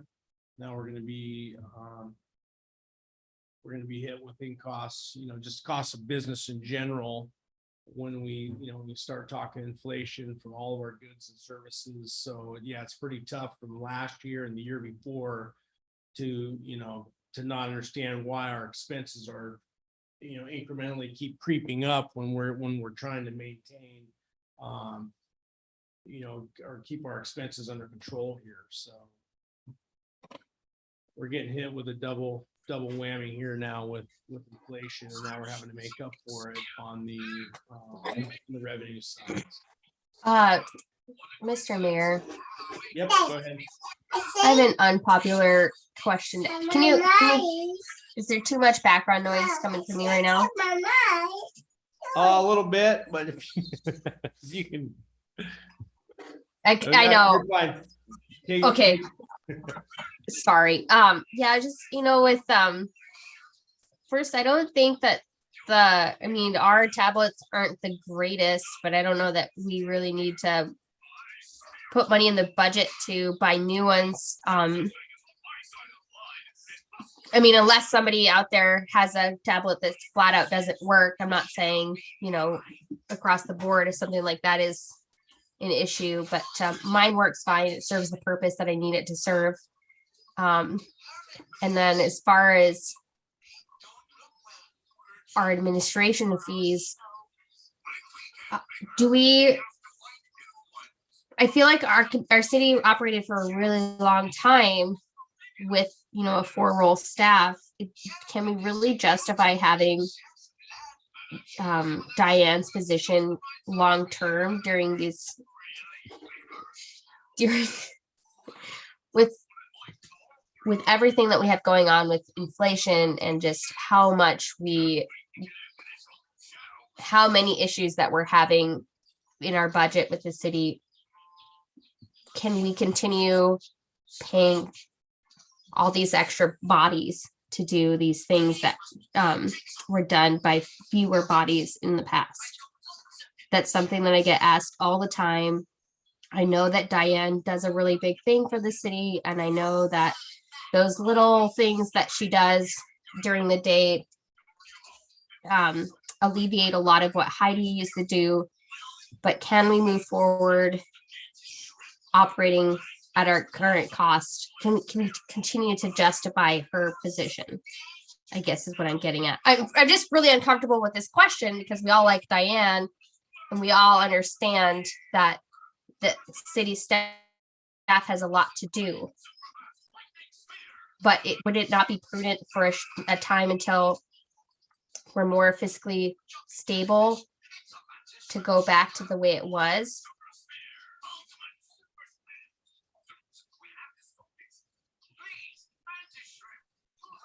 So Councilmember Payton, through the mayor, the executive admin assistant position costs the city a little over $31,000 a year. That position is broken out amongst the major funds of the city. And so our general fund predicted for FY23 will be operating in the black. And 20% of that position is there. 30% of the position is on water and 30% is sewer. So, water and sewer are not operating where revenues are exceeding expenses. And then 5% of that position's time goes to the dock and boat haul out and the harbor and senior meals. So depending on what fund you're looking at, that position doesn't impact the bottom line and then does impact the bottom line. Right. So yeah, there's always so much information to consider here, and it's always so stressful because we have this amazing infrastructure that we need to maintain, and so much of our our public work, and you guys are just spread so thin, and you can't help but appreciate all the work that you guys do.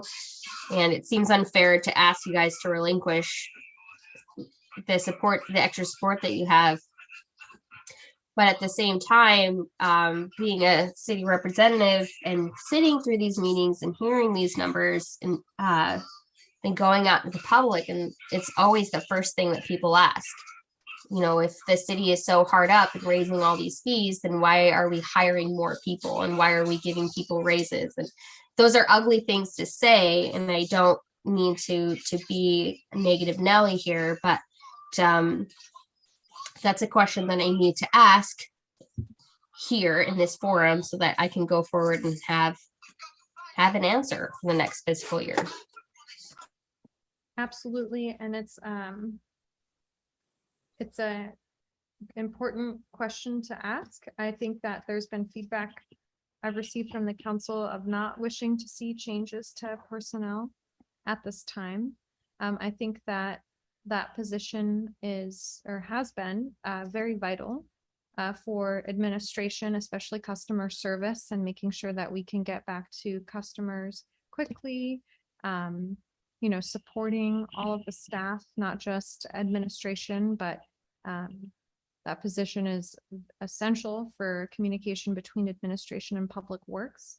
So anything will have an impact, but I do get your point, Councilmember Payton, and it is something that if the council wanted to move forward with, that's council's decision, because it's either generate more revenue or reduce expenses. But the city overall, you know, some of the funds need more attention to figure out how to get them in a positive direction. And then other funds are now, you know, working towards a positive direction or on it. So, you know, it could be something that maybe December of this year gets reevaluated as the FY23 budget moves forward. But I would want council's guidance on that.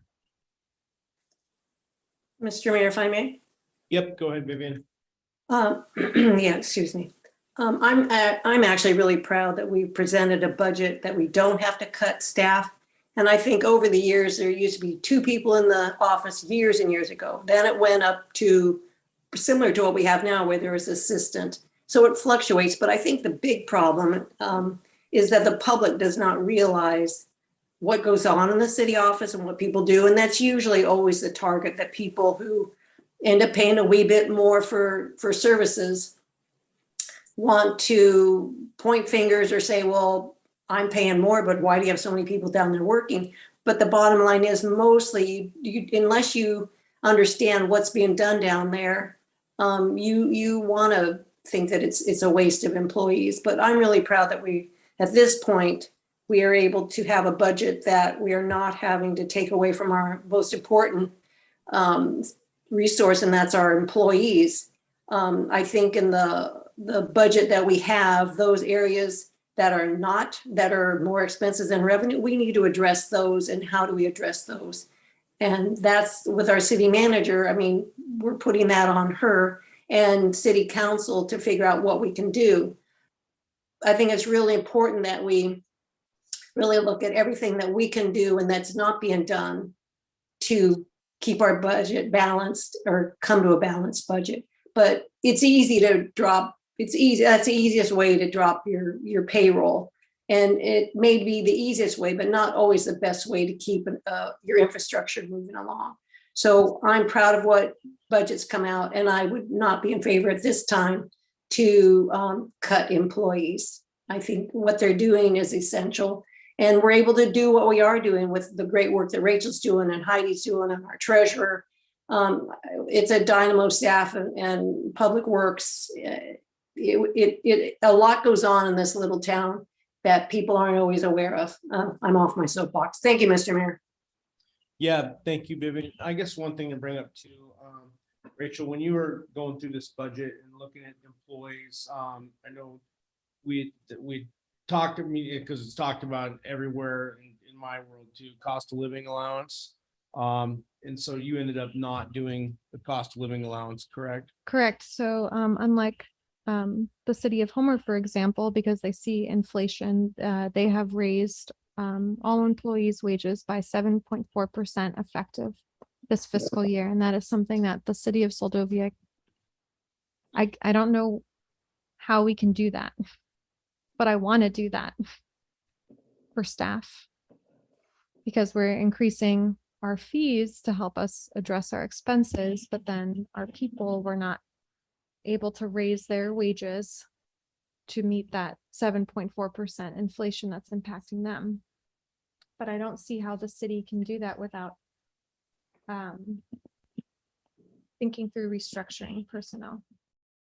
Yeah, and I know you and I have talked about that and we've looked at that. And I think there's, you know, as you said, it's personnel is tough. You cannot run an operation with you know, no or little, very little personnel. It gets tough when you're trying to do projects. We've been assigning a multitude of projects, given the staff direction to move forward with grants. We've got RFPs. There's a number of things we need to do to be productive. and you can't do any of it without staff. So staff is always, employees are always the low hanging fruit and the easy button if you're going to see an immediate reduction. But there's a cost to it. I mean, we all know that. So yeah, I'm definitely not in favor of cutting direct positions at this time. I would like to continue discussions that we've had in terms of looking at, any restructuring if it's there. Certainly I wish we could, afford to add some sort of COLA, across the board to everyone. But I think, yeah, it's unfortunate. I mean, we definitely have, we still have a lot more work to do. And this, in the end, it all comes back down to the same thing we've always talked about. We just flat out we don't have a large enough population to help ourselves with some of this stuff. So welcome to small town America. This is what we're faced with every year, and it won't be easier until we start to get our population increased and our tax base, get these vacant lands developed.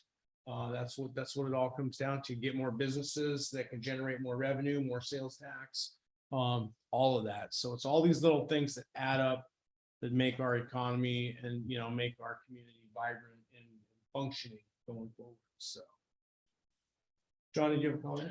Oh, yeah. So the laptops for the council members, I wouldn't be opposed to putting that off at all for a year or two, provided these survive. And this does just fine. It's kind of clunky, but I don't need it. Okay. And, I'd like to see us, I believe we have a responsibility, a fiduciary responsibility to be prudent with everything across the board here. And unfortunately, I hate to disagree with Harmony because I appreciate her bringing it up. But right now, I think that the opportunity is kind of bright here with some of this grant funds and stuff. And I think we would lose, not having her, we would lose the opportunity to not be able to pursue some of these grants. But that being said, I'd like to see us seriously look at solving the meter issues in the boatyard. I know it's a small amount of money, but maybe that money could be used for those raises. Okay. And also, once the new grader's received, I'd like to see that old grader sold immediately. And not so much for what we can get out of the old grader, but the cost of what it's going to cost to maintain a grader that we already told the public, is beyond its useful life. And so we have to answer to that out there as council members every day. So I'd like to see that gone as well. And there's other things as well, but that's just my initial thoughts on this whole conversation. Thank you, John. Mr. Mayor. Yep, go ahead, George. Did you say you had budgeted $1,600 per council member for computers? Through the mayor, no, Councilmember Nathan, for all of them, for 7. That seems like a drop in the bucket, and I hate this thing, and I'd really like to have a new one. And I think, for the amount of time that we're going to invest here, a little tool that this is pretty much essential to me anyway. It may not to be to all of us. The other, let's see, I had a couple other things. One, the senior meals thing. When we started the senior meals program here, first off, about 3 volunteers built that thing, every bit of it. Put that little room in there, all the appliances and everything. 3 guys did it for nothing, just citizens. Secondly, we filled that room up every time there was a meal. People came and ate because it was good. I think if you're going to reduce some personnel, maybe that's the place to start. We need, if you had a product that people wanted, they'd come to that. I used to eat there every single time there was a meal, and I don't go near the place anymore. It's just not good. And that's not because they're not, I don't know why. It isn't, from people I've talked to that do go there still, occasionally it hasn't changed. It's just not good food. The personnel thing, I think that maybe we've got some fat that we can remove sometime in the future. I don't know, but I think that's the last place we ought to look to handle expenses. And maybe if, I don't know, this might sound silly, but some of the, for example, the telephone operator or the person that answers the phone is the contact point with the public. So if there's a problem there, maybe if we increased her capabilities a little bit, she could do more and maybe answer some of the questions that she's being asked, and get more bang for her buck there, and maybe mollify some of the folks that are complaining about that position. Just a thought. Thank you, George. Bobby, you got a comment? Yeah, Mr. Mayor. Yeah, I think I would definitely be opposed to cutting staff. I mean, if you think about it, for heaven's sakes, we only have one maintenance person, one full-time maintenance person. And given, sure, we have part-timers, but still only one full-time maintenance person. And given this day and age, with everything that we have going on, how could you possibly cut the staff and not overload the rest of them that are left? Yeah, I just don't agree with that at all. It's a catch-22. I mean, I don't know what the solution is, but and we'll just have to keep hammering away at it and try to find some solutions. Anyway, I don't want to drag this on, but as far as the computers go, what, can't you just replace the people that don't like theirs? Because I'm okay with mine. I mean, you don't need to spend money to get me another one. So, but if George doesn't like it, maybe just get him one. Yeah. I think there was some Thanks. confusion because when you guys initially said, I thought it was 1,600, the way you said it was 1,600 each. So I think, yeah. So when I was doing the math, I'm like, holy cow. Yeah. So I think, yeah. So, I mean, these things are only $300 a piece or whatever it is. So. Okay. Yeah. And I mean, if it's mandatory that we have to replace them for retention or something like that, I can understand. But if it's otherwise, I mean, like any normal IT department, if someone unit takes a dump there, then you need to get them a new one. So, and if not, then status quo. Heidi. Yep. I just have a thought on that because I do run the tablet policy and it is not mandatory. However, it is recommended that every 3 years we review the status of your guys's tablets and upgrade them if they need. Right now, we don't have any reserve tablets because of the way they've been put into use over the last 3 years. They're 3 years old. So how about if council wants to consider, instead of getting the full upgrade for everybody, just getting coupled to have in reserve? That's something to consider. Instead of getting a full 7 replacement, you get 2 or 3, and that way as they do break and wear out, because they will eventually break and wear out, there are reserves in place. Yeah, Something to that consider. would Or- probably address the needs. I mean, of George and I a can't- couple people for sure. Sorry, I can't believe we're even talking about this. She hit it. I don't know why you're not managing that and why we're even dealing with this at this level. My point being is I would buy 2 of them. Give George his, keep the other one for a backup and talk about buying 2 next year. Done deal. Simple. Sounds good. Yep. Agreed.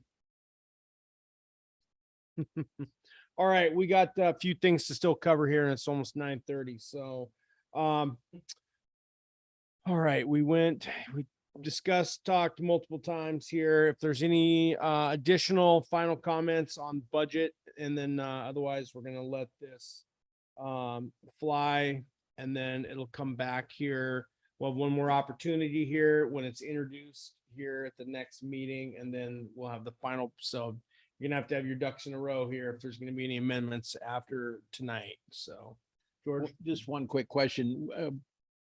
Is there a page in here that breaks down the 18% of the budget that the council is spending? How does that happen? Through the mayor, yes, there is. If you go to page 25 in your packet. That breaks down council expenses. Okay, and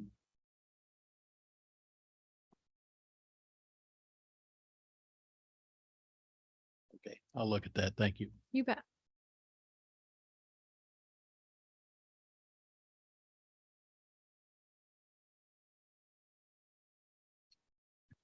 so yeah, you'll see a good part of that is budget is salary and wages on that. It's not our salary and wages, that's their salary and wages. So every time, yeah, there's, I mean, and again, it's an art, right? It's not, you're not gonna have the exact, they're not keeping track of, every hour that is dealt with council on a timesheet. It's a general formula. So yeah, between all positions, basically, 53 grand for wages and salaries, and obviously on down the line here for the rest of it.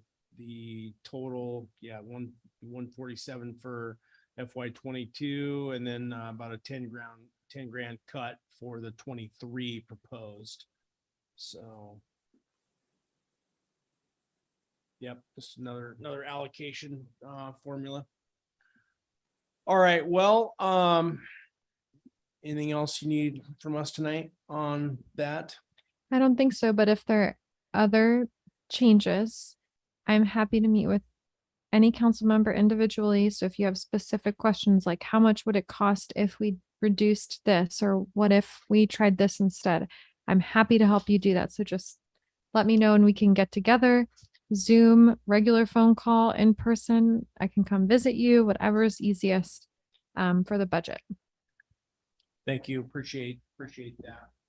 Yep. One quick more trash service. And I know I learned the last time I brought this subject up about the trash service, we have some obligations with the ferry and the pickup, but I'm just wondering if some of that and the local trash bins couldn't continue, but maybe not the public service pickup. Or maybe just a commercial service pickup. I'm wondering if we couldn't reduce some expenses that way. Just some food for thought.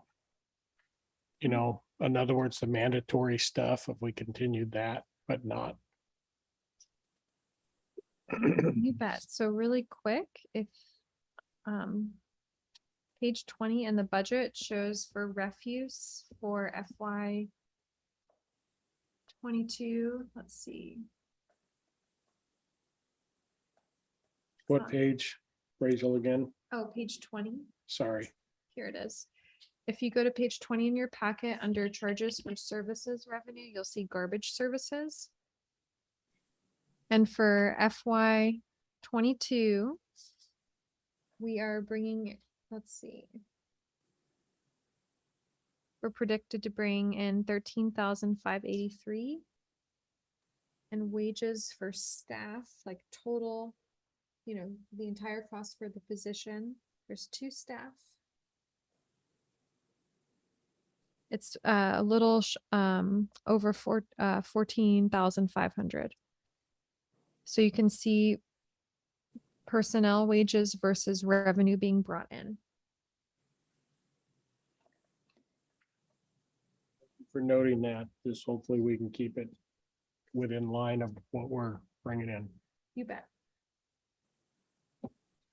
Okay, thank you, John. All right, well, the invitation is there. So if there's any additional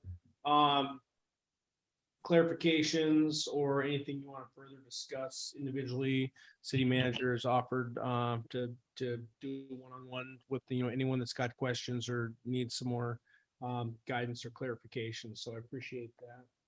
All right, so that concludes our discussion here tonight. no action tonight, but this will come back for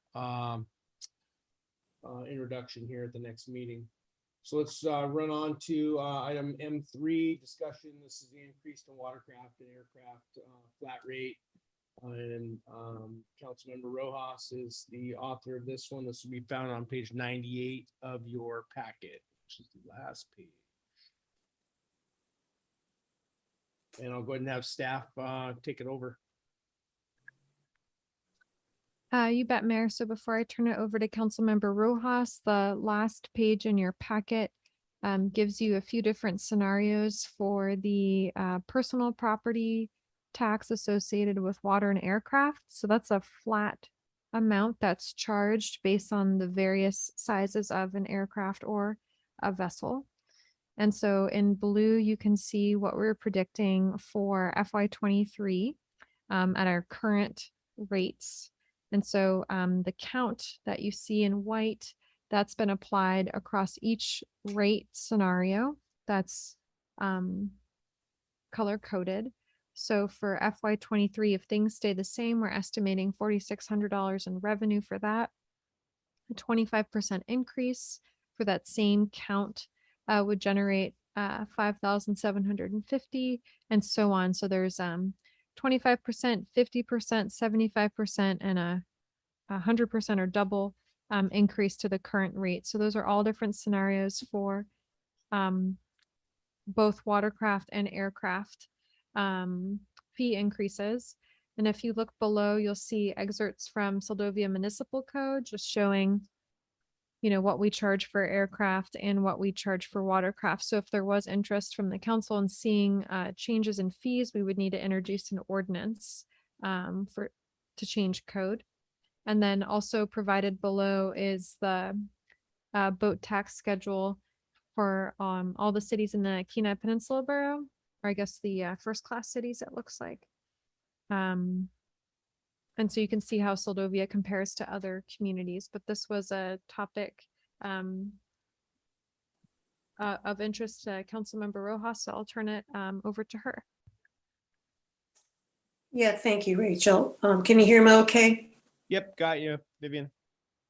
Yeah, this to me is just something we need to dust off and do something about.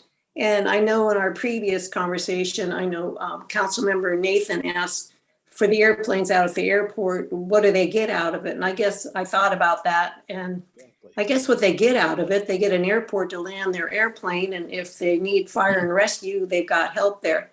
The airport wouldn't be there if Seldovia wasn't where Seldovia is. So I guess that would be, you have a place to park your plane, anybody who has a plane. And so Seldovia would be there if needed. But I think this has been sitting on the books a long time and it needs to be dusted off. And I think we need to increase a wee bit of what, and I know we've been talking about increases and everybody's tired of hearing about increases and paying more. But I think sometimes we have to look at things that are just sitting and get dust on them, that we need to do something about it. And so I would hope that the council would consider increasing what we're sitting at, and remember that the city lost quite a bit of money over the years with the watercraft. Airplanes, to me, I didn't even know they were part of this picture, to tell you the truth. The watercrafts are the ones that were pertinent to me from the decisions that were made with council in 2014. So I would like council to have a discussion about and consider if they would increase what we're paying right now, what's being paid right now, what's being charged to at least 50%, if not more. And the rates aren't that much different, but I would leave it to council to start this discussion, or at least be a part of it. But again, this has been sitting on the books for a long time and collecting dust, and I think we need to brush it off and make some changes. Thank you, Mr. Mayor and Rachel. Thank you, Vivian. Mr. Mayor. Okay, well, yep, we'll go ahead and open it up, George. Well, first off, the city does provide nothing for airplanes. The airport belongs to the state, not the city. City doesn't maintain it. They don't have anything to do with it. It's a state airport. Mhm. And I don't know. I'm not going to make a big fuss about a 50% increase. Okay. But it's just another one of those things that, you know, if you have a boat, the city has a harbor, we've got haul outs, we've got a place to park the thing in the winter. There are services that are available for boats. City doesn't provide anything for an airplane. Thank you. Thank you, George. Anyone else? No disrespect, Vivian, I appreciate you bringing it to our attention, but I wouldn't be in favor of it. I just think there's other avenues that are unutilized, and I'd like to see the money come from somewhere else. Thank you, John.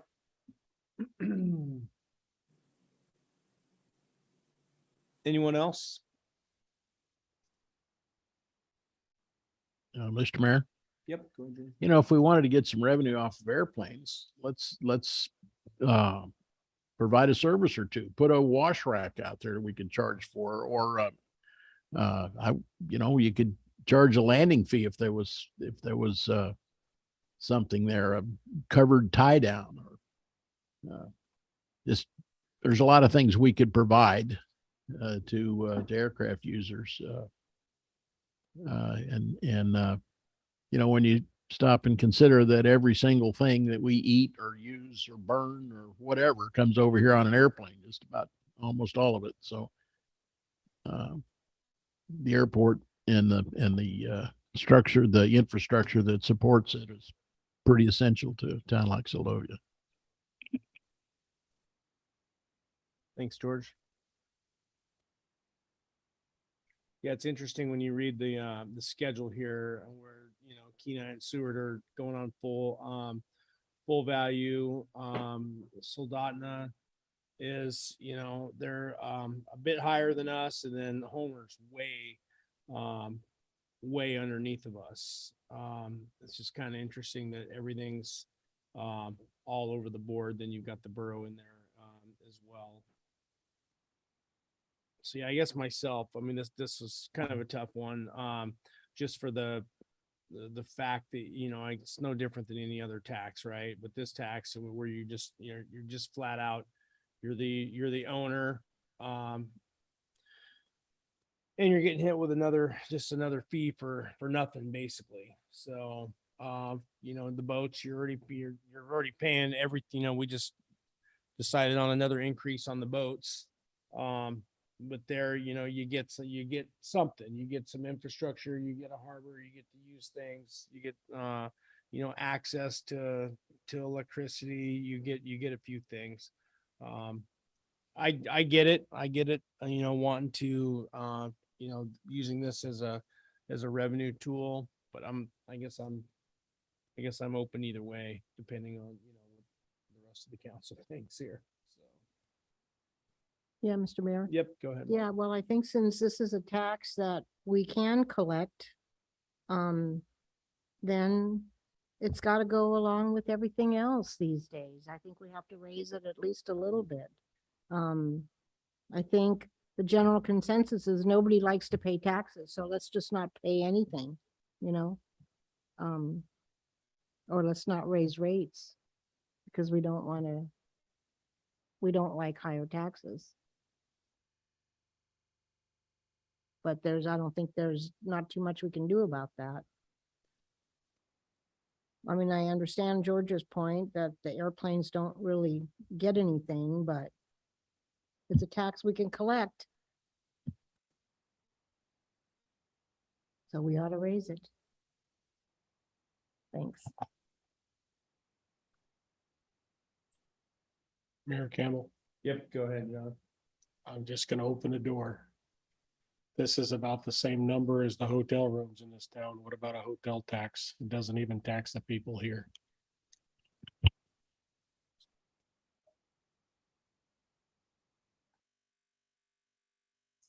Head taxes and bed taxes.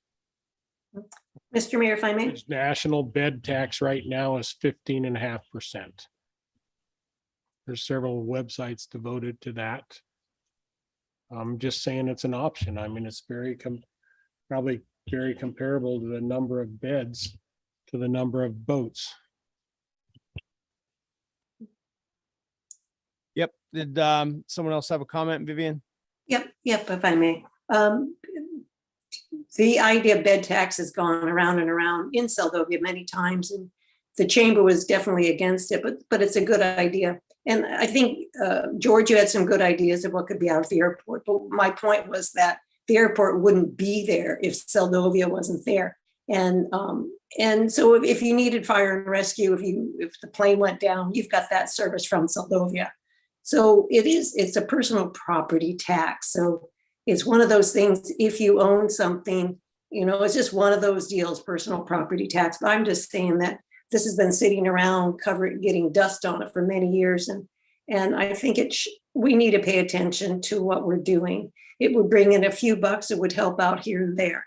And like I said, watercraft was the one that I was on top of, because that's the one that has made a dent on Seldovia big time. I'm not sure about what the planes actually reflected onto Seldovia, what the difference was. But it's one of those things. No one likes to pay fire insurance on their house unless their house burns down. It's just one of those things that we pay a tax on. But all right, thank you, Mr. Mayor. Yep, thank you, Vivian. All right, well, so we're not beating this one around the bush. Does anyone want to make, I don't know what we want to do here. Yeah, Mr. Mayor, if I may, bags, I'll just make a motion. I'm sorry. Yep. Public, can we Yep. speak? Oh, yep, absolutely. Hang tight here. Yeah, sorry about that, Vivian. Let's Oh, go yeah. to public before we come back to this. It's getting late. I'm starting to lose my focus here. Yep. Go ahead, Clayton, if you have something. I'd love to speak on this. I think that as a citizen, I talked to Rachel about this earlier. I'd like to say my opinions. To have a tax, I heard this, just to have a tax we can collect is wrong. We're being raised in every way. We're affecting the same people over and over, and we're finding another way to tax them. We want more people to come in. Hey, let's just tax them. We have to get to a point where it's got to stop a little bit and slow down. You're not going to have people that want to come because they're getting taxed to death. Let's just be honest. We've raised everything up, and now we're finding another way just to tax, just because we can increase it. I heard that, because we can collect that. That's wrong. Okay, thank you, Clayton. Anyone else from the public? Yes, it looks like we have Miss Laurel Hills.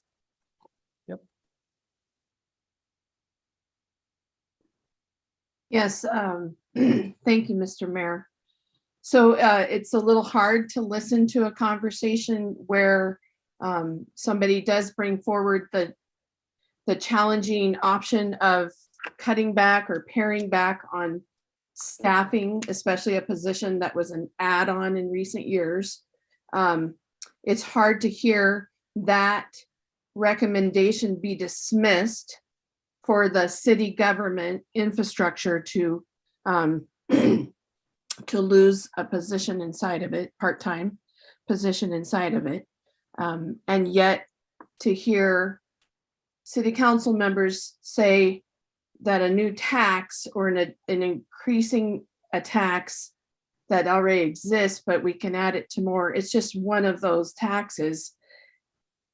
I'm blessed to have grown up in this community and to have been raised by my parents who have lived in this community for more than 50 years.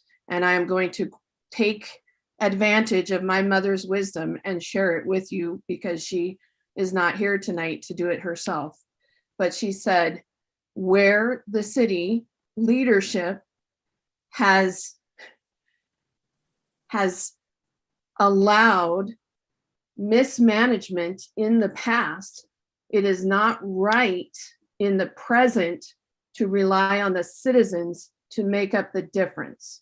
So please, city council, do the hard things for the city government before you continue to be on the back of the citizens to pay additional taxes. It is, I think, for me, 7 years of attending the meetings.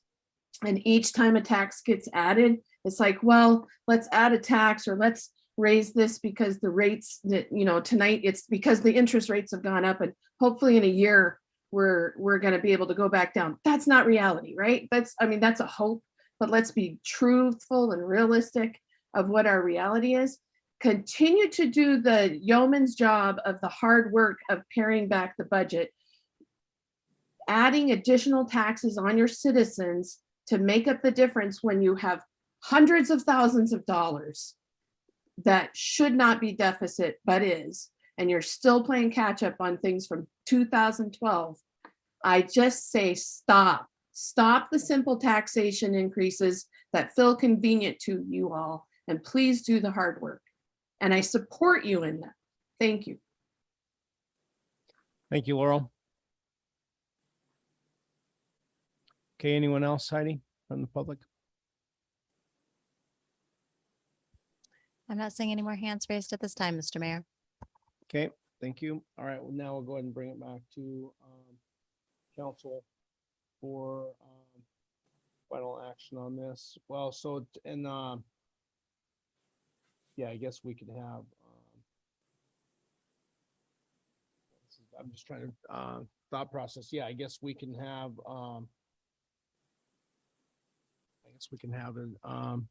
she can enter, someone can make a motion to go ahead and have an increase if we want at this time. I mean, this was set up as a discussion item. Was that the plan? Okay. Mr. Mayor.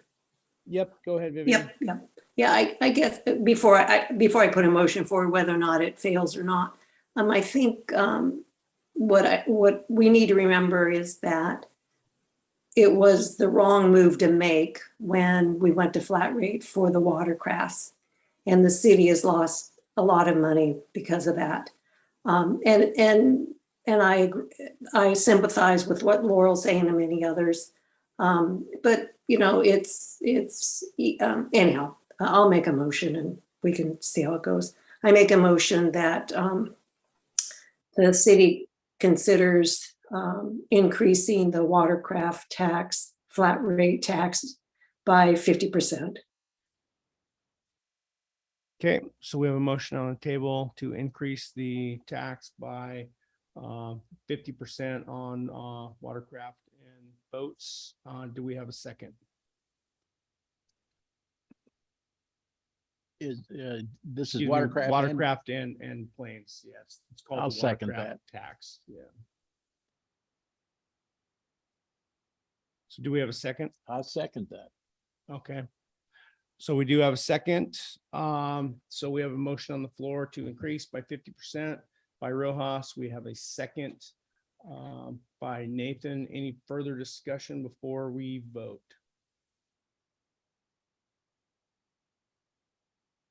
Okay, and I'll just make a quick comment too. Yeah, I mean, I realize when I get my tax bill every year, the personal property taxes for, our restaurant stuff, it's the same thing. I complain and it's like, I mean, where's the justification? We're providing a service, we're providing a business, and then we get to pay a tax on top of this just for the fact that we're doing business, right? Get to write another check to the Kenai Peninsula Borough. I agree. I mean, with what Clayne says, I mean, we get caught up in, well, there's two mentalities in this government, right? It doesn't seem to be, it's hard to find middle ground, right? Whether you're a Democrat or Republican, there's a philosophy when it comes to your politics and your government and how we instill taxes and what we get out of taxes. So yeah, I mean, you just have to reach down and decide which side of the fence you're on and how you manage that. And then the flip side of that is, yeah, none of us like paying taxes. Then you're trying to figure out how to fund government. And I get it, what Laurel said. Yeah, we have to continue to do our due diligence and dig down. And that's when we go through this process and we look at everything and we make hard decisions. And not all of them are popular, obviously, with the general public. So, Mr. Mayor, may I ask a quick question? Yep. Okay, who is that? Was that Harmony? Yeah, so do the mortgage rates, do the floatplanes pay the same mortgage rates as the boats? Through the mayor, Councilmember Peyton, no. I mean, I could see that the float down there needs some work. And if we're going to increase the moorage fees on the boats, then it makes sense to increase moorage for float planes. But I disagree on a flat tax that would affect all the planes, especially if we're not directly providing a service to the planes that come in on the runway. But as far as maintaining infrastructure at the city harbor and a float rate, an increase that is comparable to the increases that we have just implemented on boats makes more sense to me. But a flat increase across the board, I don't know that I do not agree with. Okay, thank you, Harmony. George, and I'll get back to John. Yeah, just a couple of things. I seconded Vivian's motion. I voiced my opposition to the idea of it, but I want to support Vivian. She'll come to my aid, I'm sure, at sometime in the future. We'll make it all work. And I also want to say, especially to Rachel and the staff, you guys, along with us, have broken your necks to see that we don't increase taxes outrageously. I think we've nitpicked and wrestled and argued and gone on and on and on to see that we come up with a fair process. We're in a tough situation. We don't have enough tax base to support the services that we provide. And until that changes, we're going to be in the same barrel of wax. And I'd invite any citizen that's got good ideas about budgeting to come sit here and wade through this thing for an hour or two and see if they can come up with some concrete ideas that would help us. And on that, I'd call a question. Okay, one more comment, then we'll go to the question. You know, I had a question the last time we discussed this. Does this tax include personal property tax, for example, or equipment in the restaurant? No, this one does not specifically. Right, it doesn't. This is just the flat rate. Okay. All right, questions have been called for. All those in favor, Swick,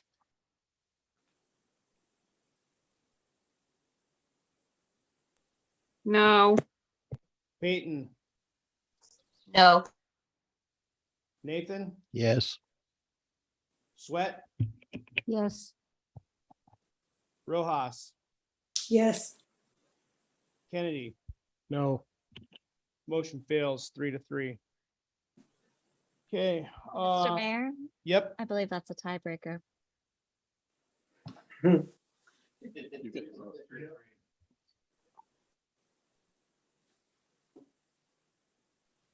Well, that's interesting. Guess I have to go back and look at our code because that's the first time that's ever happened. If you don't vote, it's a no vote and it just goes. That's Right. your option, but you have the option to vote if you want to. Okay, yeah, if there's a tiebreaker, then I'm gonna be a no. So motion still fails 3-4. So we'll go ahead and move on to item, I think that was it. Item N, city manager's report. All right, this was emailed out to the council and I'll just go through it quickly. So we have submitted appropriations request to Senator Murkowski. She created an opportunity within her team to help get local projects funding through congressionally directed spending. And so we submitted 6 projects.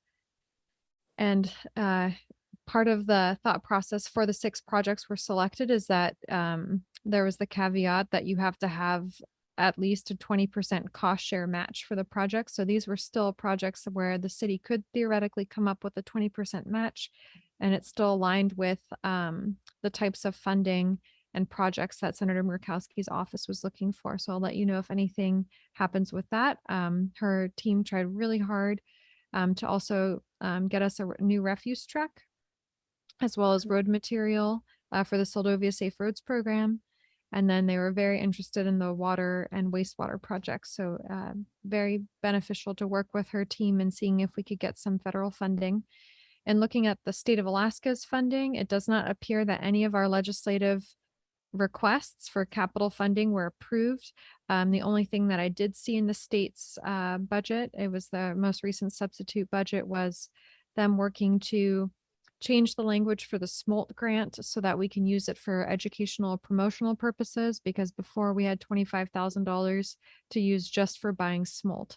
But that's been really hard for the city to accomplish. And so we're seeing if we can get that reappropriated for marketing. The contracts remaining the same with the ferry. So the fourth and final renewal has been put into effect. So good job, council, and retaining those positions. Something that's not put in here as well is, and it was mentioned earlier, was that the state of Alaska did increase the public safety contract amount from 20,000 to 40,000. And so that'll go into effect in FY23. Last week, the city received notice that our auditor has resigned, and I'm hoping that we can have an executive session before the regular May 23rd meeting to discuss this as well as next steps. The city hosted the Chamber of Commerce, and I'm looking for a council volunteer for May 26th. So last week, the city hosted the Seldovia Chamber of Commerce in our multipurpose room. It was really great to work with an organization or be in the inspiring energy of an organization that does so much to promote Seldovia. And so on May 26th, the chamber in partnership with SVT are bringing over folks from Homer, including the city of Homer. So for the city of Homer, I think Mayor Kastner, Councilmember Donna Adderhold, City Manager Rob Dumichel, Public Works Director Jan Kaiser, Fire Chief Mark Kirko, and Harbor Representative Amy Woodruff will be coming to Seldovia. So I hope there's at least one council member that wants to volunteer and helping me welcome them to Seldovia. There are a lot of events happening this summer. They're detailed in that paragraph. I'm hoping that we can move the council meeting from May 16th to May 17th for the school's graduation. So if can I just see a quick raise of hands? Would that work out okay for council instead of Monday the 16th, Tuesday the 17th? Does that seem okay? Issue with it. Anyone online have an issue with moving from the 16th to the 17th? What time on the 17th are you thinking? It could be the same time of 6 p.m. or we could move it earlier and try to find a time that works for all of council to have it earlier. Yeah, that evening would work best for me. Yeah, I'll be back in town that day. Okay. Okay, great. Might have Diane call you guys just to confirm. Please welcome Wade Hall and Liz Diamant to the city team. Liz has actually been a part of our team as our ticketing agent, but she's going to be a harbor master's assistant. And then Wade will be joining his wife, Melody, and being the other refuse collector, and he starts June 8th. We have a situation with a water main on Airport Avenue. There was a property owner and working with their contractor trying to put in a driveway, which exposed the fact that the water main is not covered to an adequate depth. What this means is that right now we don't have to worry about it because the temperatures aren't dropping to the point of freezing, but we do need to take into account that it's exposed and there could be heavy equipment or risk of heavy equipment damaging it. But all in all, we need to figure out how do we get this water main to an adequate depth. So I'm working with staff on that. We're hoping to have a surplus sale the middle of June. And so a resolution will come before the council in May authorizing it. And city staff, particularly Heidi and Layla, have been working so hard with Jordan and other city staff to get all of the items that we could possibly surplus listed on the schedule. So be on the lookout for that. And just skipping ahead here, our all hazard mitigation plan is going to expire May of next year. And we won't have an updated one until spring or fall of 2024. So that means if there is an incident that requires us to secure FEMA funding, we can't get that FEMA funding since we won't have an active all hazard mitigation plan. So that's something. And then our harbor water will hopefully be on by this Wednesday, May 11th. Senior meals to be in person, May 16th. The sweeper that the city partners with DOT on will hopefully be in Seldovia mid-May, so May 18th or thereafter. We have 3 RFPs we need to draft, one for Jackaloff Bay Dock lease or purchase, one for the value added building commercial property manager, and one for a city auditor. And then we also need to work on a memorandum of agreement with SOS for their use of the city facilities. We're working on getting people caught up who have water and sewer bills in arrears. And then lastly, this was something that I noticed in some of the federal grants is they ask, is your project on a state plan?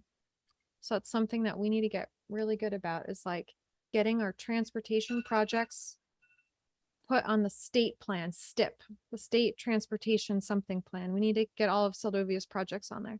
We need to get all of our water and wastewater projects on the state revolving fund list. Because the feds are seeing, is their state support it or have they gotten through some state filters to support this local project? So that's something that I would like to see happen for Seldovia. And then lastly, there's one email I received from the state today regarding Jackaloff Bay Dock, regarding the Uplands lease. So I asked the state based on feedback from the council at a work session, you know, is there a first right of refusal to the current tenant? What would happen if there's interest from another organization in securing this lease? And what is the timeline for pursuing the lease if the city would like to submit its interest to the state? And the state responded, the lessee has submitted a preference right to purchase the Uplands. Until that application has been fully processed, we won't know the next step in the authorization. The lessee will also have the ability to submit an application for lease renewal. So at this time, there would be no avenue for the city of Seldovia to submit an application to lease the land. So that's an update from the state on Jackaloff Bay Dock. And then also attached to the manager's report was just the confirmation that nothing else has changed with the ferry contract. It's staying the same for this next year. And so we should start working on renegotiating it spring of next year. And that's all I have. Thank you for your attention. Mayor Campbell, Yep, go ahead, John. one question, Jackaloff Dock. I read that. And I guess I have 2 questions. Are us pursuing and receiving the Tidelands lease, is that waiting on a council vote? My fear is, and then the second part of this is the leasee of the Uplands has a huge conflict of interest there. And I still believe that we need to be moving up the stream outside of DNR to build our case for the community at large and being able to obtain that lease. I think dealing with the DNR and the leasee's situation there is a huge conflict of interest. And I'm just wondering what we're going to do about that. We're just going to wait until the end and then, you know, we don't have either lease. You know, we've got all this work in place to receive grant funding. I just think we're making a mistake waiting. Well, through the mayor, Councilmember Kennedy, so per the state and per their lease that was done 55 years ago, they do have that first right of refusal. So when I read that email, the other thought that I had was, well, what if the city wanted to submit an application for purchase as well? So that was the other thought that came to mind. But just wanted to share that with council because their lease expires November of this year. They're looking to go for purchase. So at this time, I don't know what other avenues the city could consider for the. Well, what I'm getting at is I realize the lease was done 50 years ago, but in the interest of the peninsula, the Kenai Borough, everybody at the south end, I don't believe that they've managed that asset to their best of their ability. And I don't think that the state should consider releasing it to them just because of the mess. You also mentioned preference rate. Was that spelled what a preference rate is? So they've submitted a preference rate to purchase. And I think what that means is because they are the lessee and they have Preference land- rate meaning yeah. first right of refusal, Exactly. basically, not necessarily. Okay, not specific to a certain right. dollar amount. That's a special low rate or something like that. Okay. Yeah, Okay, I was just curious. about Mr. Mayor, I just have a comment. I think if the state would have cared about that, they would have done something already about the kind of mess they have out there. And then what I would be afraid of is we're gonna get into a huge thing that's gonna involve lawyers. And that's definitely not something we can afford. I don't know. Just a rebuttal to what you said. I mean, about the state caring.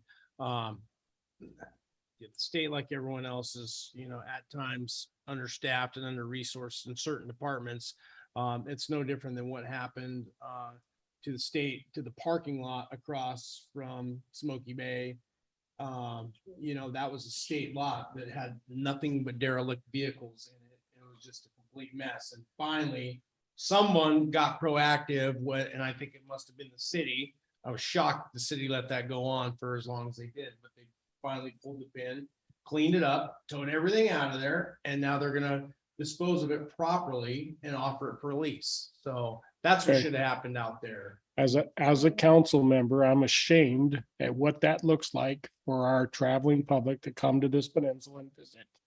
And I'm also, as a business owner, I'm ashamed of the mess out there that it represents. That's what I'm getting at. And the Homer deal was cleaned up. We can do the same here. We just need to fight. It looks substantially better than what it used to look like, because it was 10 times rougher than what it is now even. Yeah, but is that a fight we want to take on? Wait, I don't know. All right, well, we're not going to solve that one tonight, but yeah, that's probably going to need to be talked about again here soon. What way we're going to go on that? One other question: you mentioned the all hazard mitigation plan. Is it just flat out expired? Yeah. In code? Per the document, I guess FEMA sets standards of how long that plan can be in place. And so it expires May of next year. Okay. And we've submitted an application for funding so that it gets paid for. And that application gets considered in January and funded in the fall of next year. So our plan will have already been expired. And then it takes 10 months to do a plan from start to finish. So. Because it's the federal government, that's why it takes so long. Thank you. It's almost insanity. I don't even know how you can even go there. Cassidy spent like a year working up a emergency response plan. Is that not what we're talking about? Yeah, through the mayor, Councilmember Nathan, this is very different.